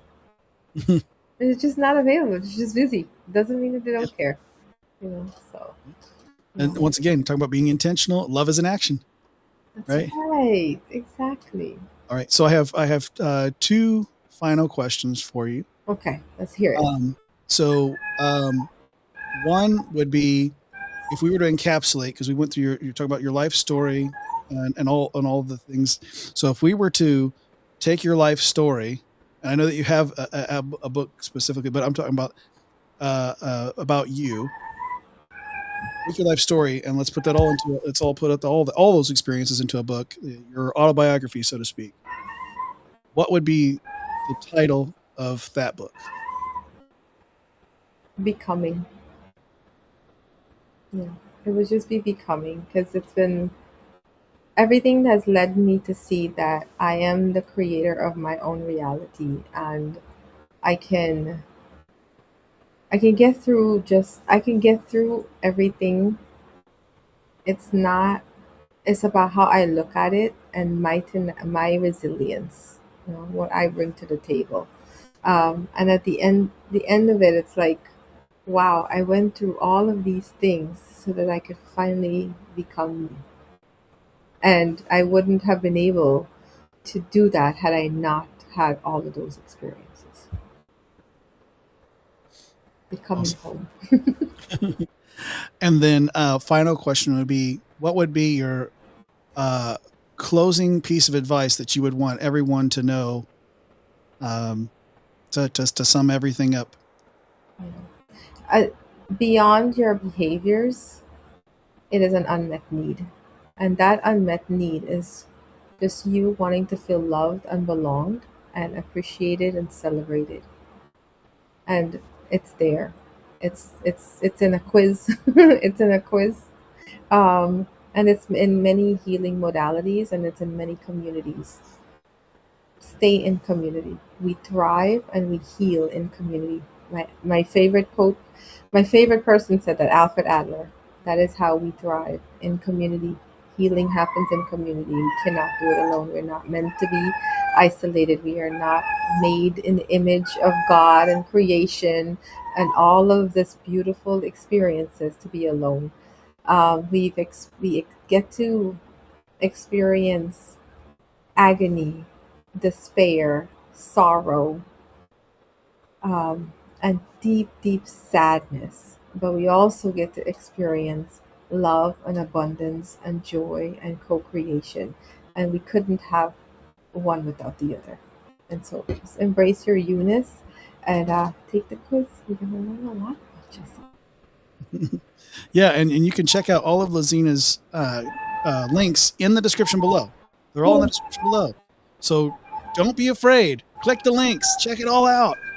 Do all the necessary work, man. Yes. You just came here and you showed up, whether you're watching here live or you're watching on recording, and check it all out. You know, there's a reason that this fascinating person is sitting here next to me, and you know, take the time.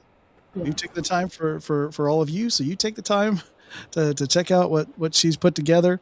Yeah. And all of my workshops are free, so don't think, you know, I'm not here for, I believe that we are the currency. Money is a tool. And while money is something that we all need, I have this resource and I have this power that I won't say power, but I got this amazing concept that came to me because of all of this loss and sadness and all of that despair and agony and everything like that. You know, it's and I always want to give back. I want to be able to give people a chance to be in better relationships with each other, and just be able to name what you need, and you're gonna co-create.